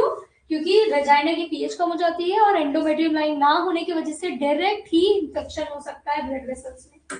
ठीक है, अगर मेंसेस ना हो तो ये क्या बताता है? Indicative of pregnancy. हो सकता है कि अगर किसी विमेन को मेंसेस ना आए तो ये बताता है हो सकता है विमेन क्या हो चुकी हो, प्रेग्नेंट। पर सिर्फ यही कॉज नहीं होती, बहुत और रीजंस भी होते हैं जिस वजह से मेंसेस एब्सेंट हो सकता है। जैसे वेट चांसेस, अचानक से किसी विमेन का वेट बढ़े, 5-6 किलो बढ़ जाए तो भी मेंसेस थोड़े से डिस्टर्ब हो जाते हैं। ये सब ईएमआई की वजह से होता है, किसी इलनेस की वजह से हो सकता है विमेन एनीमिक है, उसकी बॉडी में ब्लड की कमी है। एक्सट्रीम एक्सरसाइज, बहुत ज्यादा आप एक्सरसाइज जिस मंथ करोगे उस टाइम आपका मेंसेस थोड़ा डिस्टर्ब रहेगा, इसीलिए हल्की फुल्की एक्सरसाइज करते रहना चाहिए। प्रोफाउंड स्ट्रेस, बहुत ज्यादा स्ट्रेस, किसी का एग्जाम है उस टाइम बहुत स्ट्रेस ले तो हो सकता है मेंसेस एब्सेंट हो जाए उस टाइम। कोई मेडिकेशन लेने की वजह से भी मेंसेस पे असर हो सकता है। रिसेंटली स्टार्टेड पीरियड, हो सकता है कुछ दिन पहले ही पीरियड आया तो दूसरी साइकिल डिस्टर्ब होगी। समझ में आया? भूख लग गई मुझे, चलो चलिए डिड यू नो में देखिए, सिर्फ ह्यूमंस में ही मेंसेस नहीं आते, हमारे क्लोज प्राइमेट जो जैसे मंकी एंड एप्स, इनमें भी मेंसेस देखने को मिलता है। ठीक है, चलिए अब लाइन के हिसाब से देखेंगे, एक फीमेल का बर्थ हुआ टिल डेथ क्या क्या हो रहा है। फेज 1 इज एमिनोरिया, मतलब एमिनोरिया मतलब बहुत इंपॉर्टेंट वर्ड, एमिनोरिया मतलब एब्सेंस ऑफ मेंसेस, मेंसेस नहीं आ रहे हैं। तो विमेन बर्थ से लेके प्यूबर्टी तक तो एमिनोरिया में रहती है, मेंसेस नहीं आते। और एमिनोरिया कब हो सकता है? अगर किसी फीमेल को 90 डेज तक पीरियड नहीं आया, मतलब उसको मेंसेस आते हैं पर 90 डेज मतलब कितना महीना हो गया? 3 महीने तक वेट करते करते अगर पीरियड्स नहीं आए तो हम उस वुमेन को भी कह देंगे कि आपको एमिनोरिया है। ठीक है, तो एक तो बर्थ से लेके प्यूबर्टी तक विमेन एमिनोरिया में रहती है। मेंस्ट्रुअल फेज में भी अगर 3 महीने ना आए पीरियड तो इसको हम कंसिडर करेंगे एमिनोरिया। फिर आता है मेनार्ज, जो यूजुअली है 12 से 15 साल की उम्र में। Menarche is onset of menstruation at the puberty in female. ठीक है, onset starting of periods is menarche. फिर सेकेंड फेज आती है पोस्ट मेनार्ज, जिसमें मेनार्ज के बाद मेंस्ट्रुएशन चल रहा है। फिर आता है मेनोपॉज, जो लगभग 45 से 50-55 ईयर की एज में आता है। This is cessation of menstruation in old age women. Onset is menarche, cessation is, मैं ये वर्ड इसलिए यूज कर रही हूँ कि अगर आपका क्वेश्चन में सीजेशन वर्ड आए तो आपको ये ना लगे कि क्या पूछ रहे हैं। ठीक है, समझ में आया? ये पूरी टाइमलाइन एक विमेन की रिप्रोडक्टिव लाइफ की या उनकी मेंस्ट्रुएशन लाइफ की। मेंस्ट्रुअल हाइजीन क्या कहा गया है? जिस टाइम में मेंसेस चल रहे तो किस चीजों का ध्यान देना चाहिए? सबसे पहले general hygiene, normally cold water से नहीं नहाना चाहिए मेंसेस के टाइम पे। किस थोड़ा सा ल्यूकवार्म वाटर से नहाने से क्या होता है, जो पेन वगैरह रहता है उसमें आराम मिलता है। जब भी आप कोई भी काम करें मेंस्ट्रुएशन के बाद तो उसको क्या हैंड वॉश करें। इसके बाद बैलेंस डाइट, इस टाइम पे हमको अच्छा खाना खाना चाहिए ताकि जो एब्डोमेन में पेन है वो फर्दर ना हो, थोड़ा सा रिलैक्स रहे। मेंस्ट्रुअल हाइजीन में क्या यूज करना चाहिए? Cloth pad, sanitary pad, tampon से मेंस्ट्रुअल कप का यूज करना चाहिए मेंस्ट्रुअल ब्लड को कलेक्ट करने के लिए। इसके बाद जब ये चीजें आप यूज करें तो उसका प्रॉपर डिस्कार्ड करें, उसको प्रॉपरली डिस्पोज करें। ऐसे नहीं कि आपने कहीं पर भी उसको फेंक दिया। ये हो गई हमारा पूरे मेंस्ट्रुअल साइकिल की समरी। समझ में आया? क्या टाइम हो रहा है? आधे घंटे में चैप्टर कैसे कंप्लीट करा है? हाँ, रेमेट्रियम, एंडोमेट्रियम एंड पेरीमेट्रियम। ठीक है, चलिए एक बार जल्दी से इसको रिवाइज करेंगे ताकि आप लोगों को याद रहे। तो देखो 59 हो रहा है। अगर आपको ये रिवाइज करनी हो पूरी साइकिल तो आप वीडियो को कहाँ तक लाओगे? 1 घंटे वाले, उस पर मैं 1 घंटे पे स्टार्ट कर रही हूँ। क्या है? सबसे पहले हमने पढ़ा मेंस्ट्रुअल साइकिल क्या होती है। विमेन में हर महीने, रिवीजन करना है कि आप लोग कर लोगे? विमेन्स की सब अपने रिप्रोडक्टिव फेज में रहती है तो हर महीने क्या होती है, उनके अंदर एक साइकिल चलती है जिसको हम कहते हैं मेंस्ट्रुअल साइकिल। ये वर्ड आया है मून से, जैसे मून के अंदर साइकिल होती है वैसे ही विमेन की बॉडी में भी साइकिल चलती है। इसीलिए वुमेन्स के अंदर इतने मूड स्विंग्स होते हैं। क्यों होते हैं? लड़के कहते हैं कि ये चिक चिक करती है, पर वो चिक चिक नहीं करती। क्या करती है? कभी ईस्ट्रोजन बढ़ रहा है, कभी ल्यूटेनाइजिंग हार्मोन बढ़ रहा है, कभी प्रोजेस्टेरॉन बढ़ रहा है। तो ये हार्मोन्स विमेन के मेंटल हेल्थ पे इफेक्ट डालते हैं। ईस्ट्रोजन के टाइम विमेन एक अच्छे चीयरफुल मूड बनेगी, जब प्रोजेस्टेरॉन बढ़ता है तो थोड़े से डिप्रेसिव मूड में रहती है। तो ये हार्मोन होते हैं जो विमेन की मेंटल हेल्थ पे इफेक्ट डालते हैं। चलिए सबसे पहले स्टार्ट होती है, 2 फेजेस हैं इस मेंस्ट्रुअल साइकिल की भी, एक ओव्यूलेटरी, एक यूट्राइन। ओव्यूलेटरी में सबसे पहले आता है फॉलिकुलर फेज, जिसमें 10 से 15 फॉलिकल जो है मेच्योर होना, डेवलप होना चालू होते हैं। सेकेंडरी फॉलिकल वाली स्टेज पर कोई एक फॉलिकल बाकी फॉलिकल को डोमिनेट करके फर्दर ग्रो करेगा। In case of twins, triplet, 2-3 follicle को डोमिनेट करेंगे। अब जब ये ग्रो होगा तो ये ईस्ट्रोजन और इनहिबिन का लेवल बढ़ाएगा। जैसे ही इनहिबिन और ईस्ट्रोजन बढ़ेंगे, ये एफएसएच को थोड़ा कम कर देंगे, जिस वजह से बाकी सारे फॉलिकल एट्रेजिया में चले जाएंगे। ठीक है, यहां तक समझ में आया? अब इसके बाद ये सेकेंडरी फॉलिकल फर्दर ग्रो होगा, क्या बनेगा? Graafian follicle. अब 14th डे पे जब एलएच सर्ज होगा, ल्यूटिनाइजिंग हार्मोन एकदम से बढ़ेगा, तो ये ग्राफियन फॉलिकल रप्चर होकर क्या बना लेगा? रिलीज कर देगा सेकेंडरी oocyte। ठीक है, अब ये सेकेंडरी oocyte कहां पहुंचेगा? फैलोपियन ट्यूब, फिम्बरी कलेक्ट करके ले जाएगा, एम्पुलरी रीजन पे वेट करेगा फर्टिलाइजेशन के लिए। रिलीज के बाद ग्राफियन फॉलिकल कन्वर्ट हो जाती है इनटू कॉर्पस लूशियम, जो एक टेम्पररी एंडोक्राइन ग्लैंड है, क्योंकि ये प्रोड्यूस करती है प्रोजेस्टेरोन। अब अगर फर्टिलाइजेशन नहीं हुआ तो यही कॉर्पस ल्यूशियम जो है कन्वर्ट हो जाएगी इनटू कॉर्पस एल्बिकैन। मतलब ये अपनी सिक्रीटरी प्रॉपर्टी जो है, जो इसका प्रोजेस्टेरोन बनाना है, उसको कम कर देगी और डिग्रेड हो जाएगी इनटू व्हाइट बॉडी, येलो से। समझ में आया? ओवेरियन साइकिल समझ में आ गई सबको? अब हमारी स्टार्ट होती है। अब हम पढ़ेंगे यूट्रस में क्या क्या चेंजेस आता है। यूट्रस में डे 1 माना जाता है मेंसेस को। Menstrual cycle is a first phase, मतलब जिस दिन विमेन को मेंसेस आ रहा है वो होगा डे 1 ऑफ द साइकिल। अब मेंसेस के टाइम पे क्या होगा? Blood, uterine lining, mucus, epithelium cell, ये सब शेड आउट होंगी through cervix and vagina outer environment में। ठीक है, ये हो गई मेंस्ट्रुअल फेज। मेंस्ट्रुअल फेज के बाद आती है, मैंने प्रोलिफरेटरी फेज नहीं पढ़ाया ना, इसमें है ही नहीं क्या? अरे आ गई होगा,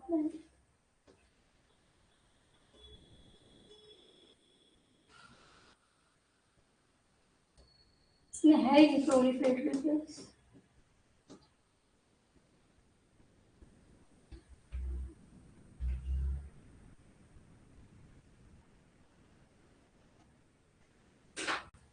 अरे यार, इसमें तो दिया ही नहीं है।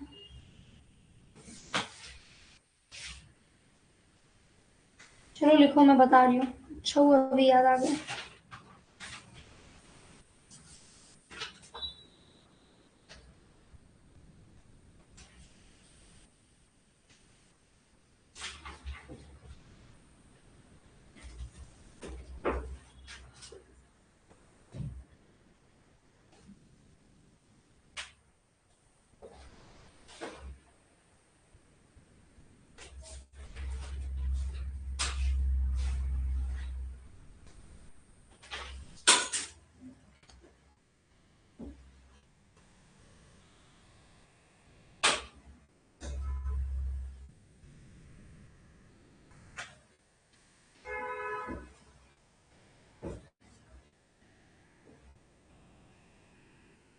ये लिखा है बाकी चीजें, लिखवाई है मैंने बाकी चीजें कि नहीं लिखा ना तुम लोगों ने? ओवेरियन साइकिल से ठीक है, 2 मिनट रुको।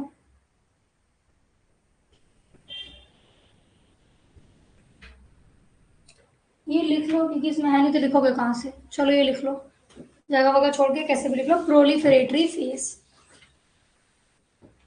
प्रोलिफरेशन नाम ही क्या बता रहा है? कुछ बनेगा, है ना, कुछ ग्रो करेगा। चलिए, वाई कॉल प्रोलिफरेशन, देखो 6 to 14 डे पे होता है हमारे। 6 डे तक क्या चलेगी? मेंस्ट्रुअल फेज, है ना, 1 day to 6-7 days तक चलेगी मेंस्ट्रुअल फेज। इसके बाद आता है प्रोलिफरेटरी फेज, जो यूजुअली कब लास्ट करता है? लिखो 6 to 14 days, क्योंकि इसमें एंडोमेट्रियम क्या होगी? लिखिए एंडोमेट्रियम ग्रो एंड रिपेयर्स। जो शेडिंग हो गई है, अब धीरे धीरे ये ग्रो होगी और रिपेयर होगी। ठीक है, अब इस टाइम पे क्यों हो रहा है ये? किस हार्मोन के अंडर होगा? तो लिखिए under influence of estrogen. Estrogen कैसे? जो फॉलिकल ग्रो हो रहे ओवरी में, उस टाइम ईस्ट्रोजन बढ़ा हुआ है, इसी टाइम पे क्या होगा? ईस्ट्रोजन बढ़ा हुआ है, वहां पर ओवरी में फॉलिकल बढ़ रहे होंगे और यहाँ पर एंडोमेट्रियम लाइनिंग बढ़ रही होगी। अब इस दोनों को कोरिलेट कर पा रहे हो कि नहीं कर पा रहे हो? एक साइकिल चल रही है ओवरी में, एक साइकिल चल रही है। तो जब यहाँ पर एंडोमेट्रियम ग्रो हो रही है प्रोलिफरेटरी फेज में, तो वहां ओवरी में क्या हो रहा है? फॉलिकल ग्रो कर रहे हैं, दोनों ईस्ट्रोजन बढ़ा हुआ है बॉडी में, ईस्ट्रोजन जब बढ़ा हुआ है तो फॉलिकल ग्रो कर रहे हैं और यहाँ एंडोमेट्रियम बढ़ रही है, समझ में आया? चलो लिख दिया अंडर हार्मोन ईस्ट्रोजन। अब लिखिए चेंजेस क्या आते हैं यूट्रस में, लिखिए चेंजेस इन यूट्रस, क्या क्या चेंजेस आएंगे? Regeneration and increase thickness of endometrium, regeneration and increase thickness of endometrium।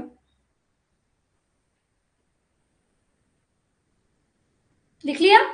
लिखिए blood vessels increase in number, blood vessels increase in number, और इसके अलावा बॉडी अपने आप को फर्टिलाइजेशन के लिए रेडी कर रही है ना इस फेज में, तो सर्विक्स में क्या होता है? लिखिए cervical mucus become thin and watery, cervical mucus become thin and watery, क्यों? ताकि स्पर्म को ल्यूब्रिकेशन मिल सके, thin and watery.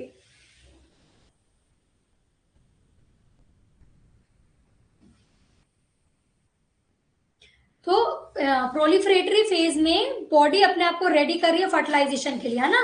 Endometrium grow होगी, ब्लड वेसल बढ़ेंगी और सर्वाइकल म्यूकस कैसा हो जाएगा? थिन एंड वॉटरी हो जाएगा। सारी कंडीशन ऐसी बनेगी जिसमें फर्टिलाइजेशन हो सके। अब लिखिए सिक्रीटरी फेज, ये होता है 15 to 28 डेज, मतलब पूरी साइकिल। तो पहला 6 दिन हुआ हमारा मेंस्ट्रुअल फेज, फिर आया प्रोलिफरेटरी, सिक्रीटरी फेज है फ्रॉम 15 to 28 डेज।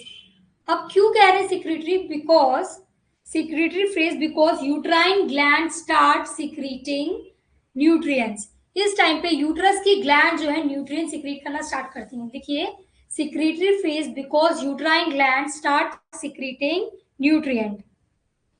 अब यहाँ कौन सा सिक्रीटरी फेज में कौन सा हार्मोन? ईस्ट्रोजन के बाद क्या आ रहा था? प्रोजेस्टेरॉन ना, है ना? कौन से फेज में? तो वहां पर चलेगी कौन सी फेज? ओवरी फेज की कौन सी? ल्यूटल फेज, और यहाँ पर यूट्रस की सिक्रीटरी फेज, है ना? तो लिखिए ये फेज जो है किस हार्मोन के अंडर होती है? Under influence of progesterone from corpus luteum, है ना?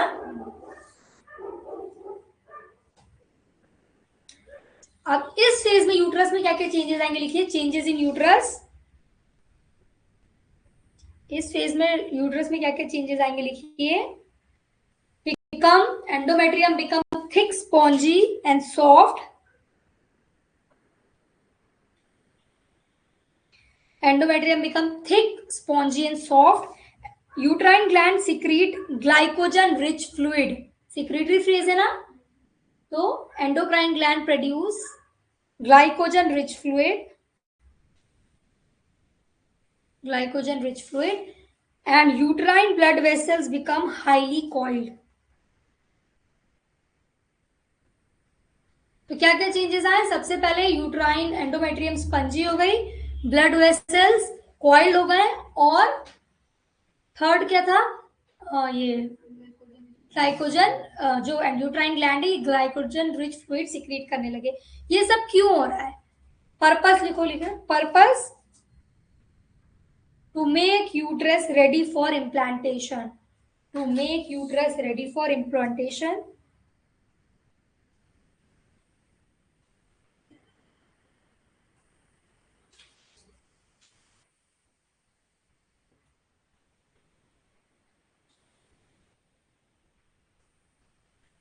ठीक है, अब इसमें दो चीजें होंगी after secretory phase. If fertilization occur तो वहां पर इम्प्लांटेशन होगा, इफ नो फर्टिलाइजेशन अकर तो वापस हो जाएगा मेंस्ट्रुएशन। समझ में आया? फर्टिलाइजेशन हुआ तो इम्प्लांटेशन होगा, फर्टिलाइजेशन नहीं हुआ तो मेंस्ट्रुएशन। सबको मेंस्ट्रुअल साइकिल समझ में आई? देखिए यहाँ इन्होंने बताया है, देखो पहले एलेक्स पे ये हुआ रिलीज, फिर प्रोजेस्टेरॉन बढ़ा रहता है ना, जब तक कॉर्पस लूशियम है, फिर जैसे ये कॉर्पस लूशियम एल्बिकन बना तो प्रोजेस्टेरॉन भी कम हो गया, और जब ये दोनों ही लो है ईस्ट्रोजन प्रोजेस्टेरॉन, तब होया मेंस्ट्रुएशन। ठीक है, पूरा मेंस्ट्रुअल साइकिल समझ में आया आप लोगों को? चलिए ये कंप्लीट होता है हमारा मेंस्ट्रुएशन।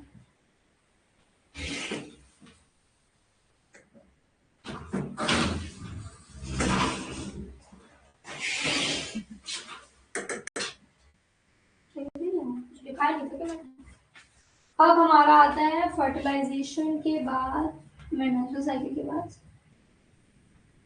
हम पढ़ेंगे फर्टिलाइजेशन, फर्टिलाइजेशन के बाद प्रेगनेंसी, बस यही बचा है ना, क्लीवेज। चलो स्टार्ट करते हैं फर्टिलाइजेशन। है पार्ट 1 हो गया था ना, पार्ट 2 बचा था बस।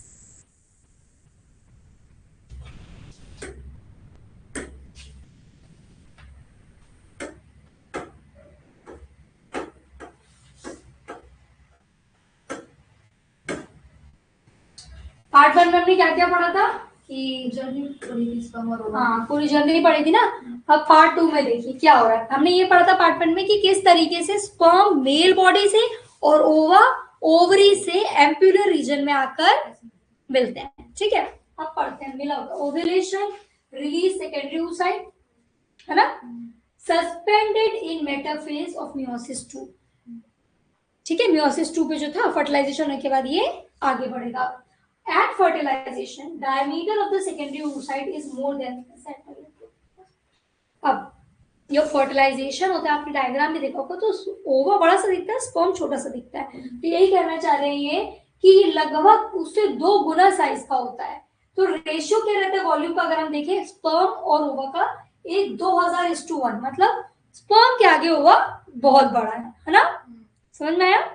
स्पर्म और ओवा को अगर हम कंपेयर करेंगे इनका रेशियो तो 2000:1 का रेशियो, स्पर्म जरा सा और ओवा बड़ा सा, ये रेशियो आ जाएगा। ऐसा क्यों है ये भी हम पढ़ेंगे। द स्पर्मेटोजोआ मैच्योर मोटाइल, तो ये स्पर्मेटोजोन है जो मैच्योर स्पर्म आया है, ये सिर्फ क्या कैरी करता है, सिर्फ पेरेंटल क्रोमोसोम, पापा के क्रोमोसोम लेकर आ रहे हैं, बस इतना ही उसका काम है। At site of fertilization it must travel a relatively long distance, it is smaller vision and highly streamlined। अब क्योंकि इसको भाई लंबा डिस्टेंस कैरी करके आना है, तो एक मोटी चीज और एक छोटी चीज हो, कौन तेजी में आएगा, हल्का फुल्का इंसान ज्यादा चल लेता है। वैसे ही स्पर्म सिर्फ काम की चीज ला रहा है वहां से, क्या कि भाई पापा के क्रोमोसोम, पापा का जेनेटिक मटेरियल मैं लेकर आ रहा हूँ, ठीक है। और क्योंकि इसको बहुत लंबा डिस्टेंस कैरी करना है तो ये छोटा होता है, एफिशिएंट होता है ना, स्ट्रीमलाइन, स्ट्रीमलाइन मतलब बोट स्ट्रीमलाइन में चलती है, तो वैसे ही स्पर्म भी मूव करता है, ठीक है। अब देखिएगा fusion of gamete occurs in the region of, ठीक है, एम्प्यूला में होता है ये, स्पर्म आता है, ओवा आता है, एम्प्यूला में ये मिलते हैं ये फीमेल गैमेट। अब फीमेल गैमेट बड़ा क्यों है, देखिए it provide all the cellular organelles and infusion nourishment and genetic programming necessary for development of the embryo. अब जब फर्टिलाइजेशन होगा तो थोड़े दिन का टेम्पररी खाना, टेम्पररी पेरेंटिंग कौन कर रहा है, ये ओवा के अंदर ये सारा सामान रहता है जो फर्टिलाइजेशन के बाद थोड़े दिन एम्ब्रियो का ख्याल रखना है, ये ओवा के अंदर ये सब सामान रहते हैं, इसीलिए वो बड़ा है और स्पर्म छोटा है। क्योंकि स्पर्म को एक लंबा डिस्टेंस कैरी करना है तो वो सिर्फ जो जरूरी इंपॉर्टेंट चीज है वही लेकर आता है। हमारे घर में 10 सामान रहते हैं, 100 कपड़े रहते हैं, पर अगर हमको कोई ट्रैवल पे जाना तो पूरा लेके जाते हो, नहीं, क्या करते हैं 4 कपड़े रख लेते हैं। वैसे स्पर्म ने क्या किया, काम की चीज लाई क्योंकि भाई मुझे लंबा डिस्टेंस कैरी करना है, और बाकी जो ओवा है इसके पास सारा सामान रहेगा कि अगर फर्टिलाइजेशन होगा तो मैं कैसे ग्रो करूंगी, है ना। तभी साइज क्यों डिफरेंट है, समझ में आ गया। The volume of a female gamete is therefore much greater than the spermatozoon, इसीलिए ओवा का वॉल्यूम स्पर्मेटोजोन की कंपैरिजन में बहुत बड़ा होता है। Fertilization normally occur in ampulla of uterine या फिर fallopian tube within 12 to 24 hour after ovulation, मतलब जो ओवर रिलीज होता है तो वो लगभग 12 से 24 घंटे ही वायबल है, मतलब इस टाइम पे स्पर्म आया तो फर्टिलाइजेशन होगा, इसके बाद भी आया तो नहीं होगा। और जो स्पर्म होता है it is viable for about 72 hour, very important. Ova is viable for 12 to 24 hour और स्पर्म इज वायबल मतलब वो अपना काम कर सकता है, पोटेंट है फर्टिलाइजेशन के। It is 72 hour after deposition in the vagina, और जो secondary oocyte is viable only for 24 hour after ovulation. इसीलिए कहा जाता है कुछ कपल्स होते हैं जो कंसीव नहीं कर पा रहे हैं ना, किसी कपल को बच्चे चाहिए पर बच्चा नहीं हो रहा, क्यों नहीं हो रहा, हो सकता है कि उनके अंदर जो कॉपुलेशन हो रहा है वो गलत टाइम पे हो रहा है, मतलब जो फर्टाइल विंडो इसीलिए कहते हैं ओव्यूलेशन। जिनको कंसीव करना है वो मेक श्योर करते हैं कि ये ओव्यूलेटरी फेज है, इसी टाइम पे क्या करें, फर्टिलाइज कंसीव करें। कैसे होगा, क्योंकि भाई अगर ओवा रिलीज हो गया तो ये 12 से 24 घंटे ही रहेगा। अब आप किसी भी फेज में और बाकी फेज में ट्राई करते रहो पर आप प्रेग्नेंट नहीं होगे। और जो स्पर्म है ये एक बार जब वेजाइना के अंदर आ जाता है तो ये 72 आवर तक वेट कर सकता है, मतलब 72 आवर तक ये फर्टिलाइज करने के केपेबल रहता है। Pregnancy is more likely to occur if intercourse take place during 3 day window. अब ये 3 डे विंडो क्या है, क्वेश्चन आया व्हाट इज 3 डे विंडो। तो क्या करोगे, ये 3 डे विंडो वो टाइम है जब प्रेग्नेंट होने के चांसेस वुमेन में सबसे ज्यादा होते हैं। कौन से होते हैं ये, 2 days before ovulation and 1 day after ovulation. ऐसा क्यों है, क्या बोला, 2 days ओव्यूलेशन के 2 दिन पहले या 1 दिन बाद। क्यों है ये, तो हम कितने दिन रह सकते हैं, 72 आवर, मतलब कितना दिन, 72 आवर मतलब 3 दिन, है ना। तो और ओवर कितने दिन रह सकता है, 24 hours। तो अगर किसी मेल ने क्या कहते हैं फीमेल के साथ सेक्सुअल इंटरकोर्स किया ओव्यूलेशन के 2 दिन पहले, तब भी वो फर्टिलाइजेशन कर सकते हैं, क्योंकि स्पर्म तो 72 आवर रह सकता है पर ओव्यूलेशन के 1 दिन बाद तक ही ओवर रहेगा। तो फर्टाइल विंडो कौन सी हुई, ओव्यूलेशन के 2 दिन पहले या ओव्यूलेशन के 1 दिन, ये 3 दिन को कहते हैं फर्टाइल विंडो। इसमें प्रेग्नेंट होने के चांसेस सबसे ज्यादा होते हैं। तो जिन कपल को कंसीव करना है, बच्चा चाहिए, वो कोशिश करते हैं कि वो इस टाइम पे ही सेक्सुअल इंटरकोर्स करें। ठीक है, याद रहेगा 3 डे विंडो क्यों कह रहे हैं। तो हम कितने दिन वायबल रह सकता है, 72 hours। या फिर 3 डेज, और ओवर 24 hours। मतलब ओव्यूलेशन के 24 घंटे बाद तक ही वो सरवाइव कर सकता है।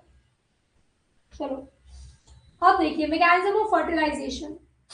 फर्टिलाइजेशन का मैकेनिज्म, पेनिट्रेशन ऑफ oocyte, पहले ओवा के अंदर स्पर्म पेनिट्रेट करके आएगा, फिर एक्टिवेशन ऑफ oocyte, अब oocyte को एक्टिवेट करेगा, जैसे कि मैंने स्विच ऑन किया, दिस इज पेनिट्रेशन, लाइट जली, दिस इज एक्टिवेशन। लास्ट में एम्फीमिक्सिस, ये क्या होता है अभी हम बताते हैं। ठीक है, ये 3 प्रोसेस है जो फर्टिलाइजेशन में होते हैं। सबसे स्टार्ट करेंगे पेनिट्रेशन ऑफ oocyte। कैसे होता है पेनिट्रेशन, मैंने बताया था स्पर्म में एक एक्रोसोम नाम का एंजाइम रहता है। ठीक है, no matter how many spermatozoa slips through a gap in the corona radiata, only single and the first spermatozoa, कितने भी स्पर्म आकर कोरोना रेडिएटा के अंदर आ जाए पर रिसेप्टर कहाँ है, जोना पैल्यूसिडा में। ओवा के सेकेंडरी साइड के बाद जो जोना पैल्यूसिडा है उसके बाद कोरोनरी रेडिएटा है। तो कितने भी स्पर्म कोरोनरी रेडिएटा के अंदर आ जाए पर कोई एक ही जोना पैल्यूसिडा के रिसेप्टर पे जाकर अटैच होगा। ठीक है, the spermatozoa must have an intact acrosome, ऐसा स्पर्म जिसके पास अभी भी एक्रोसोम है वो ही फर्टिलाइजेशन कर सकता है, क्योंकि एक्रोसोम के अंदर होता है हाइड्रोलाइटिक डाइजेस्टिव एंजाइम, जो कि क्या होते हैं, जो एक्रोसोमल रिएक्शन स्टार्ट करते हैं, जो ओवा को पेनिट्रेट करने में हेल्प करता है। समझ में आया। तो कौन सा वाला स्पर्म है जो फर्टिलाइज कर सकता है, जिसके पास एक्रोसोम है, क्योंकि एक्रोसोम के अंदर होता है हाइड्रोलाइटिक एंजाइम जो एग को पेनिट्रेट करने में हेल्प करता है। ओके चलिए, ये देखिए, ये है कोरोना रेडिएटा वाली लेयर, ये है जोना पैल्यूसिडा। तो यहाँ पर रिसेप्टर प्रेजेंट रहते हैं, तो कितने भी रेडिएट करे पर जो आकर रिसेप्टर में अटैच होगा वो ही करेगा फर्टिलाइजेशन। ठीक है, यहाँ पर पूरा दिखा दिया आपको, ये फोटो ले लो। रिसेप्टर प्रेजेंट और जोना पैल्यूसिडा, और नरिशमेंट कौन करा रहे, कोरोना रेडिएटा।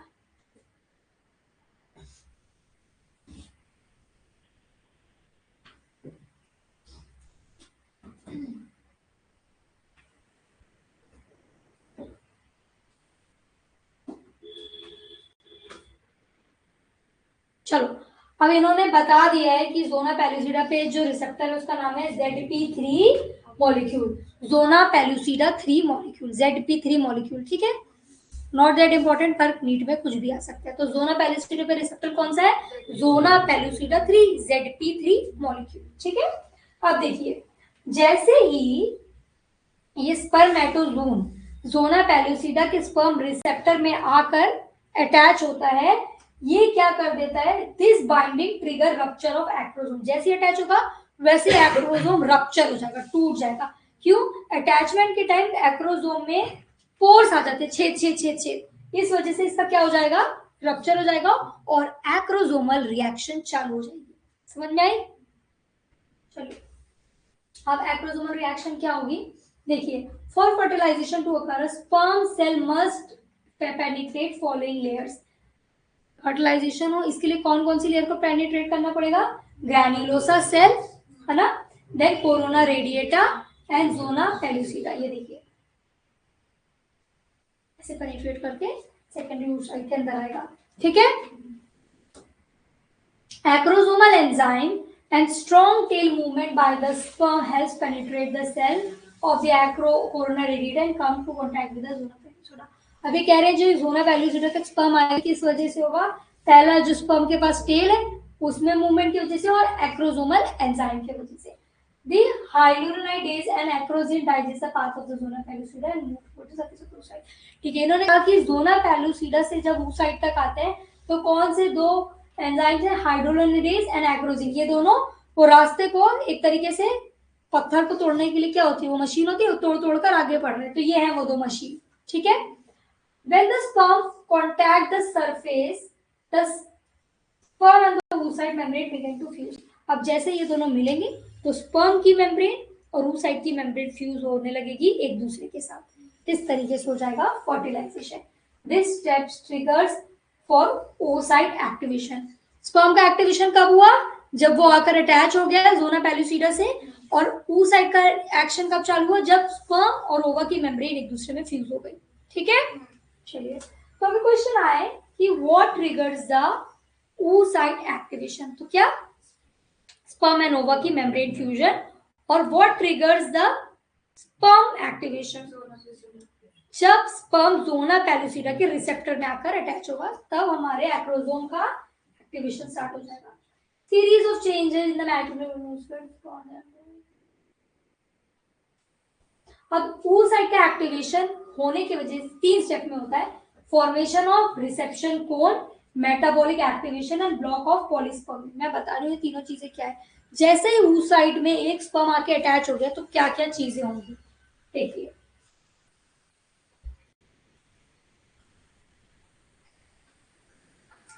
अब जैसे ही स्पर्म आएगा तो ओवा की जो मेम्ब्रेन है, प्लाज्मा मेम्ब्रेन, जिसका नाम होता है ओलेमा, ठीक है।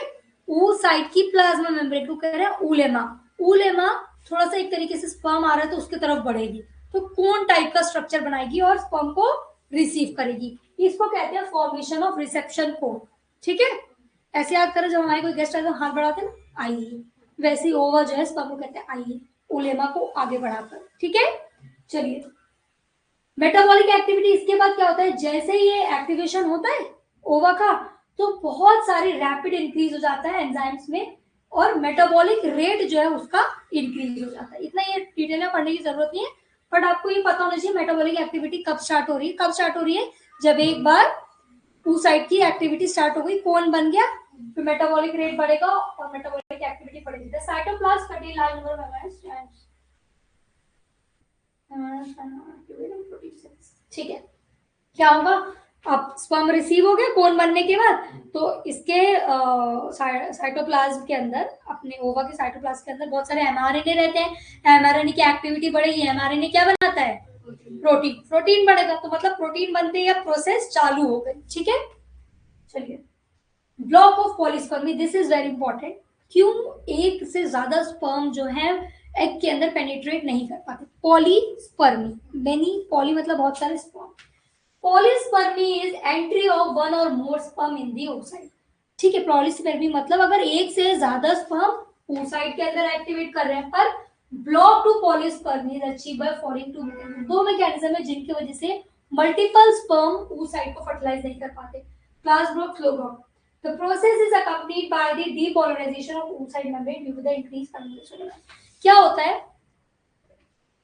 जो oocyte के ऊपर चार्जेस रहते हैं उसकी मेम्ब्रेन पे, यही हट जाते हैं ताकि अब और स्पर्म आए नहीं, तो oocyte की ओवा की मेम्ब्रेन डीपोलराइज हो जाती है, इस वजह से और स्पर्म नहीं आ पाते, ठीक है। तो क्यों होता है पॉलीस्पर्मी, डीपोलराइजेशन ऑफ oocyte, बस ये याद करना है। पॉलीस्पर्मी क्यों होती है, डीपोलराइजेशन ऑफ oocyte की वजह से। oocyte अपनी मेम्ब्रेन को डीपोलराइज कर देता है, कुछ उस पे चार्जेस ही नहीं है तो वो स्पर्म की एंट्री नहीं करेंगी। और ये कौन से, देखिए कैसे होता है, rapid increase in permeability to sodium ion, इतना मत पढ़ो, ठीक है। आ भी सकता है भाई, तो कह नहीं सकते। अब देखिए लास्ट है कॉर्टिकल ग्रेन्यूल रिएक्शन। ये क्या होता है? Depolarization also triggers the intercellular release of the calcium ion which means that vesicle located near to those segments. It is combination hard. सीधी सी बात है, जैसे ये रिएक्शन हुआ अल्टीमेटली कैल्शियम आयन जो रहते हैं ये बढ़ने लगते हैं और हमारी दोनों पेलिसिडा वाली लेयर हार्ड हो जाती है। हार्ड होने के बाद फर्दर स्पर्म की एंट्री, ठीक है, कैल्शियम आयन की वजह से अभी आती है, बस इतना याद रखना। अब एम्फीमिक्सिस क्या है जो अभी तक हम पढ़ रहे थे, क्या होता है ये? Once sperms enter the cell secondary oocyte the oocyte must complete meiosis 2। Okay, जब ये मैंने बताया था ना, जैसे ही फर्टिलाइजेशन नहीं होगा तो meiosis 2 कंप्लीट ही नहीं होगा, तो जब एंट्री हुई तो यहाँ पर meiosis 2 हो गया, इसको कह रहे हैं amphimixis. It divides into a large ovum में स्मॉल सेकेंडरी पोलर बॉडी। मैंने बताया था कि जब meiosis 2 हो जाएगा तो एक लार्ज मैच्योर ओवम बनेगा और सेकेंडरी पोलर बॉडी बनेगी। That fragment and डिसइंटीग्रेट्स।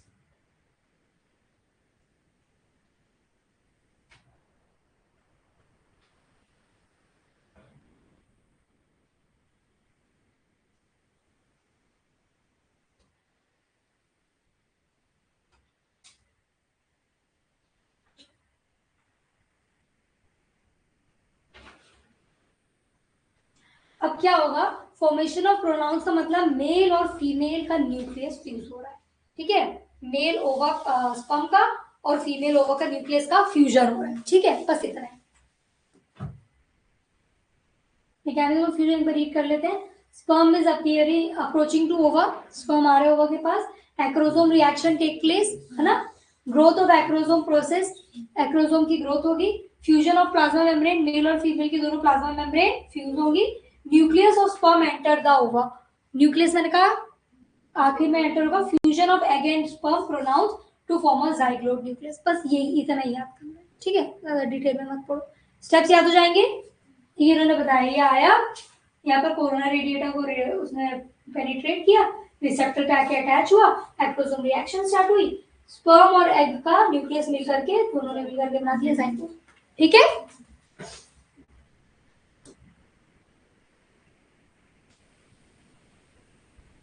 छोड़ दो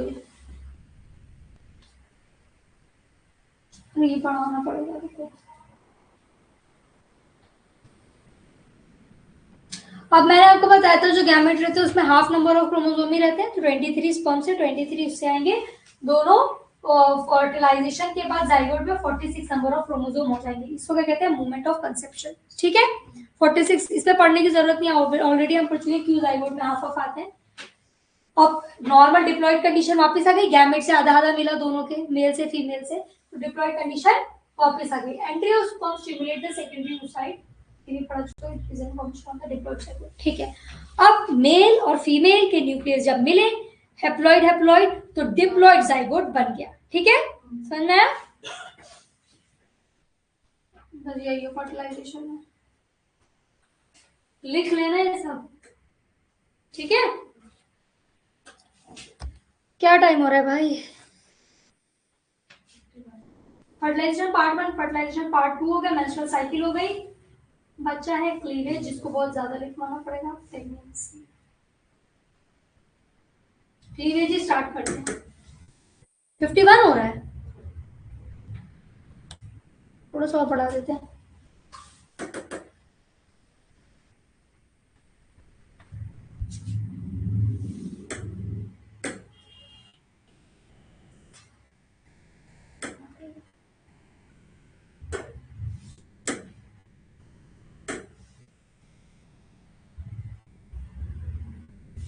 तो थोड़ा सा इम्पोर्टेंट है, इसमें लिखना पड़ेगा,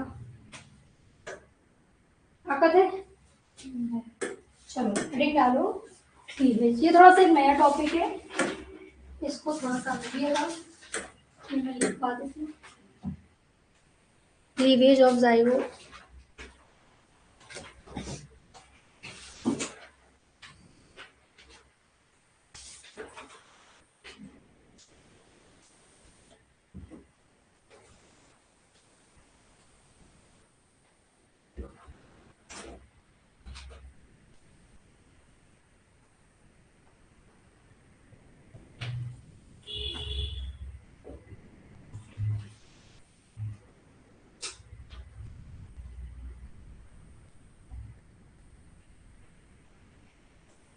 चलो, अब ये क्लीवेज वर्ड आप लोगों ने कभी सुना है? जाइगोट के बारे में सुना है? हेडिंग डाली क्लीवेज, क्या होता है? CLEAPHE, cleavage. देखिए, after fertilization zygote divide rapidly by mitosis. ठीक है, माइटोसिस मतलब सिर्फ नंबर बढ़ रहा है सेल का, है ना? After fertilization zygote divide rapidly by mitosis. This rapid division is called cleavage. This rapid division is called cleavage.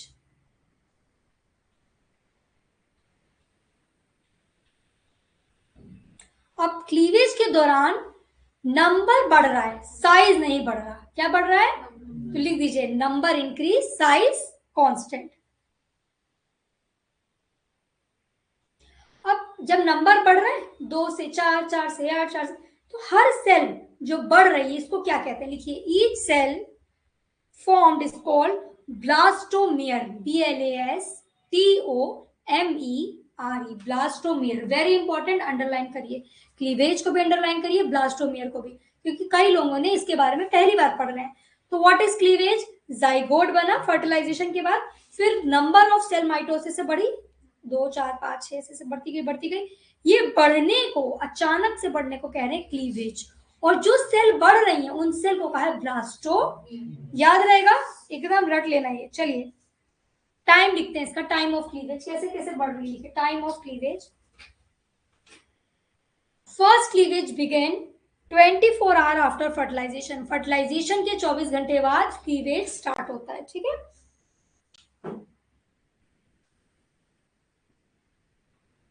और ये first cleavage ends within 6 hour, या फिर कंप्लीट विद इन 6 आवर।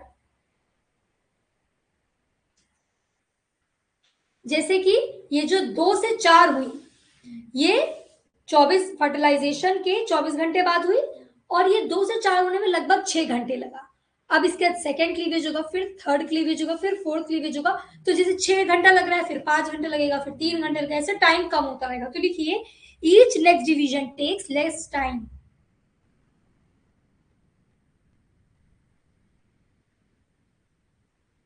ठीक है, by the end of third day, fertilization के 3 दिन बाद, by the end of third day 16 cell stage achieve होती है। तो लिखिए 16 सेल स्टेज।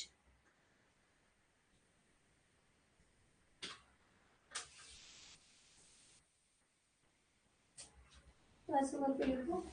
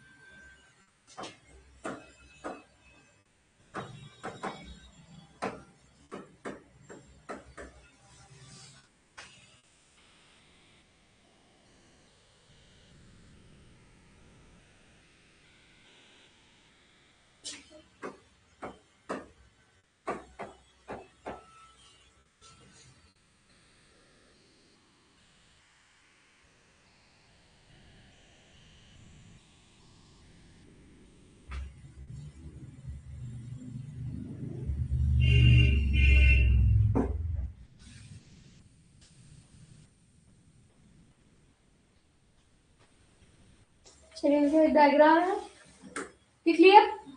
देखिए, फर्टिलाइज्ड एग 8 सेल स्टेज, फिर ब्लास्टुला बना। ब्लास्टुला को जब हम कट करेंगे, मतलब ब्लास्टुला के बाद कौन क्या बन रहा है? गैस्ट्रुलेशन होने के बाद बनता है गैस्ट्रुला। तो ब्लास्टुला से गैस्ट्रुला कैसे बनता है? गैस्ट्रुलेशन प्रोसेस के थ्रू। तो ऐसे लिख दिए, ब्लास्टुला एंड गैस्ट्रुला किसके किसके थ्रू हो रहा है? Gastrulation.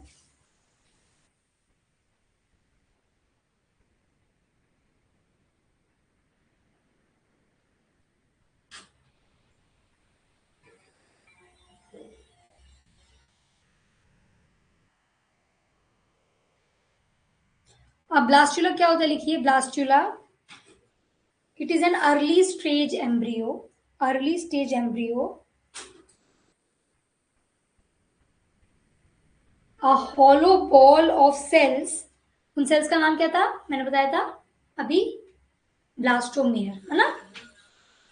Early stage embryo, a hollow ball of cells, cells के ब्रैकेट में लिख दो blastomere, surrounded by a fluid filled cavity called blastocele, surrounded by a fluid filled cavity called blastocele, blastocele, blastocele.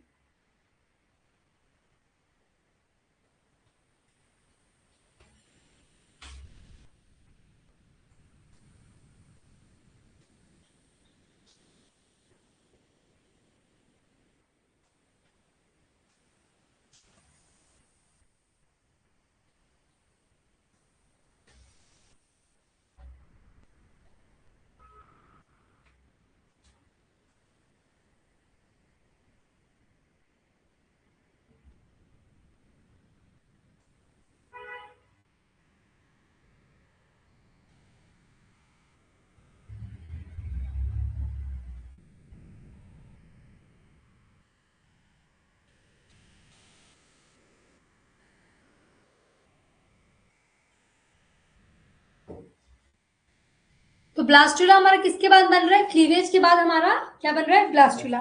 इसमें लिखिए it consist of single layer of cells, blastula कैसा रहता है, single layer of sales, और इसके अंदर एक fluid filled cavity जिसका नाम क्या है, अब इसमें लिखो no germ layer formed,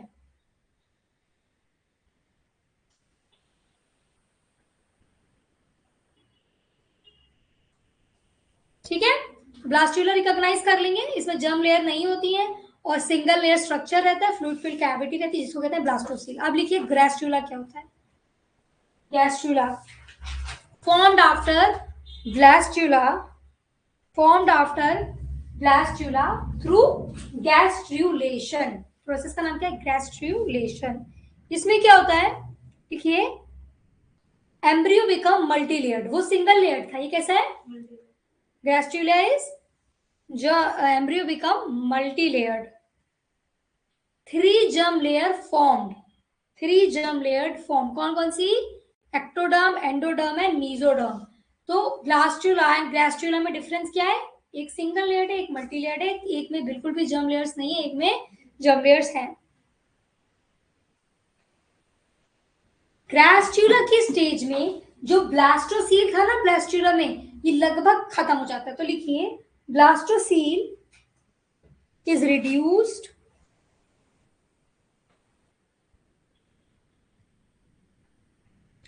and gastrula, ये ग्रास्टुला जो है leads to formation of organ, इसके बाद बनने स्टार्ट हो जाएंगे ऑर्गन्स, ठीक है। की डिफरेंस क्या है, ब्लास्टुला जो है हमारा बनता है आफ्टर क्लीवेज, ग्रास्टुला बनता है आफ्टर ब्लास्टुला। ये मल्टी लेयर नहीं होता है या मल्टी लेयर्ड होता है, यहाँ पर जर्म लेयर नहीं प्रेजेंट है या जर्म लेयर प्रेजेंट है, ठीक है। एक चीज और, इसमें डिफरेंशिएशन नहीं होता, इसमें डिफरेंशिएशन प्रेजेंट रहता है, ठीक है। चलो बस इतना काफी है। इसके बाद क्या है,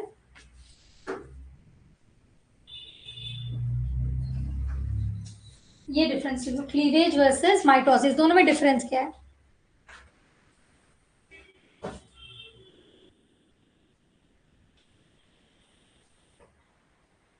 एक तरफ क्लीवेज लिख लीजिए, एक तरफ माइटोसिस लिख लीजिए। देखिए क्लीवेज जो है अकर आफ्टर फर्टिलाइजेशन, क्लीवेज किसमें होती है, अब दोनों में डिवीजन ही हो रहा है, कोई डिफरेंस तो होगा, क्लीवेज अकर आफ्टर, और माइटोसिस में लिखिए अकर इन सोमैटिक सेल, कहीं भी अगर डिफरेंशिएशन की जरूरत है तो वहां माइटोसिस होगा, ठीक है। क्लीवेज का पर्पस क्या होता है, purpose is embryo formation, mitosis का पर्पस है ग्रोथ एंड रिपेयर, ठीक है। क्लीवेज में देखिए सेल साइज डिक्रीज, क्लीवेज में सेल साइज डिक्रीज, हालांकि माइटोसिस में इंक्रीज, नॉर्मली, नॉर्मली क्या होता है, साइज बढ़ता है।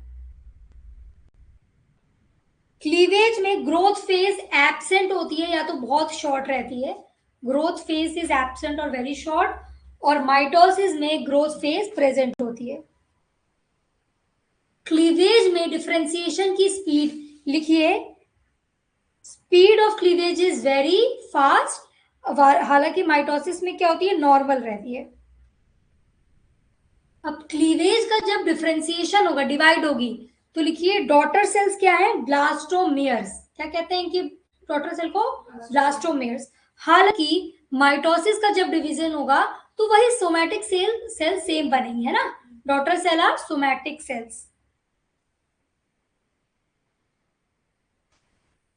क्लीवेज कब होता है, लिखिए cleavage occur during early development और mitosis occur throughout life. ठीक है, तो क्लीवेज और माइटोसिस में मेन डिफरेंस क्या है, ये जब एम्ब्रियो की स्टार्टिंग की ग्रोथ रहती है तब उस टाइम पे हम इसको क्लीवेज कहते हैं, और माइटोसिस तो बॉडी में जब भी रिपेयर वगैरह की जरूरत होगी तब वहां पर होगी। समझ में आ गया?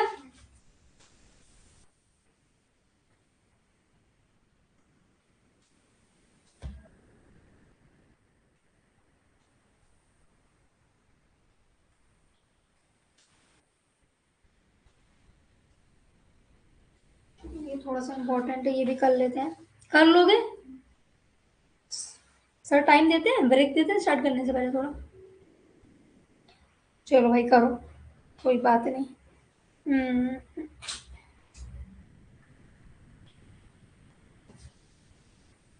अब एक पॉइंट और लिखो, मॉर्यूला क्या होता है, हेडिंग डालिए morula, MORULA। Continuous cleavage form a solid ball. Continuous cleavage forms a solid ball of cell, जिसको हम कहते हैं मॉर्यूला। जब ये कंटिन्यूस डिवीजन होता रहता है तो एक सेल की बॉल टाइप की बन जाती है, तो ये सारी सेल जो मिल करके इस बॉल को हम कहते हैं मॉर्यूला। नहीं लिखा Anjali? Continuous cleavage forms a solid ball of cell called morula.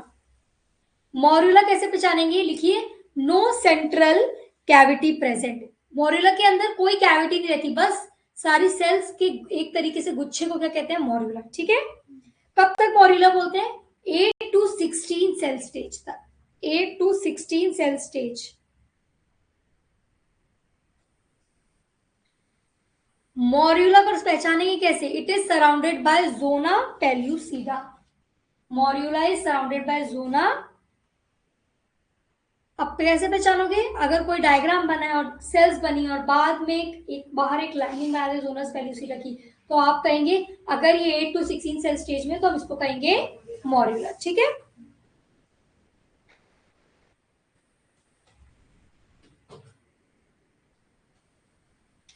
अब मॉर्यूला जो है, देखिए क्या होता है, मैं आपको बता रही हूं।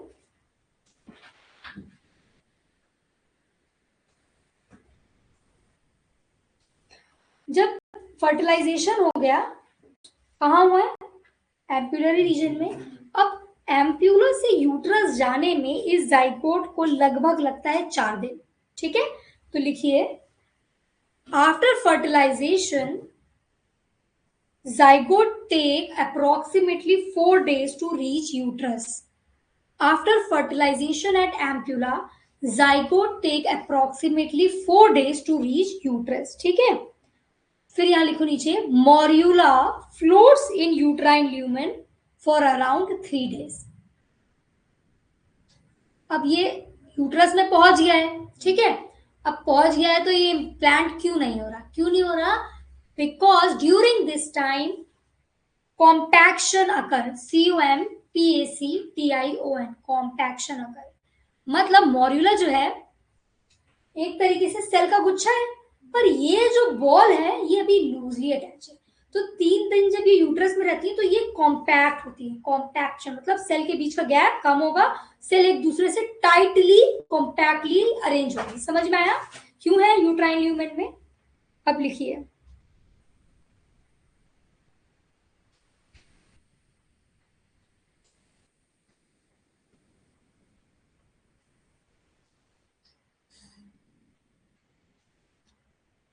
when morula enter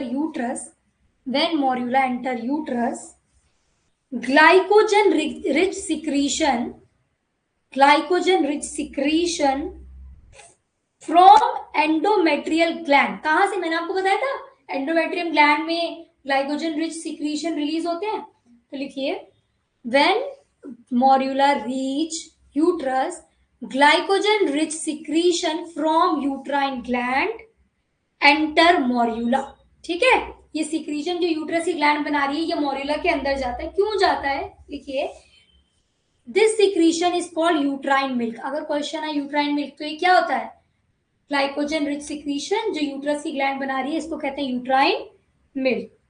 इसका काम क्या है, it provide nutrition to developing embryo. समझ में आया, it provide nutrition to developing.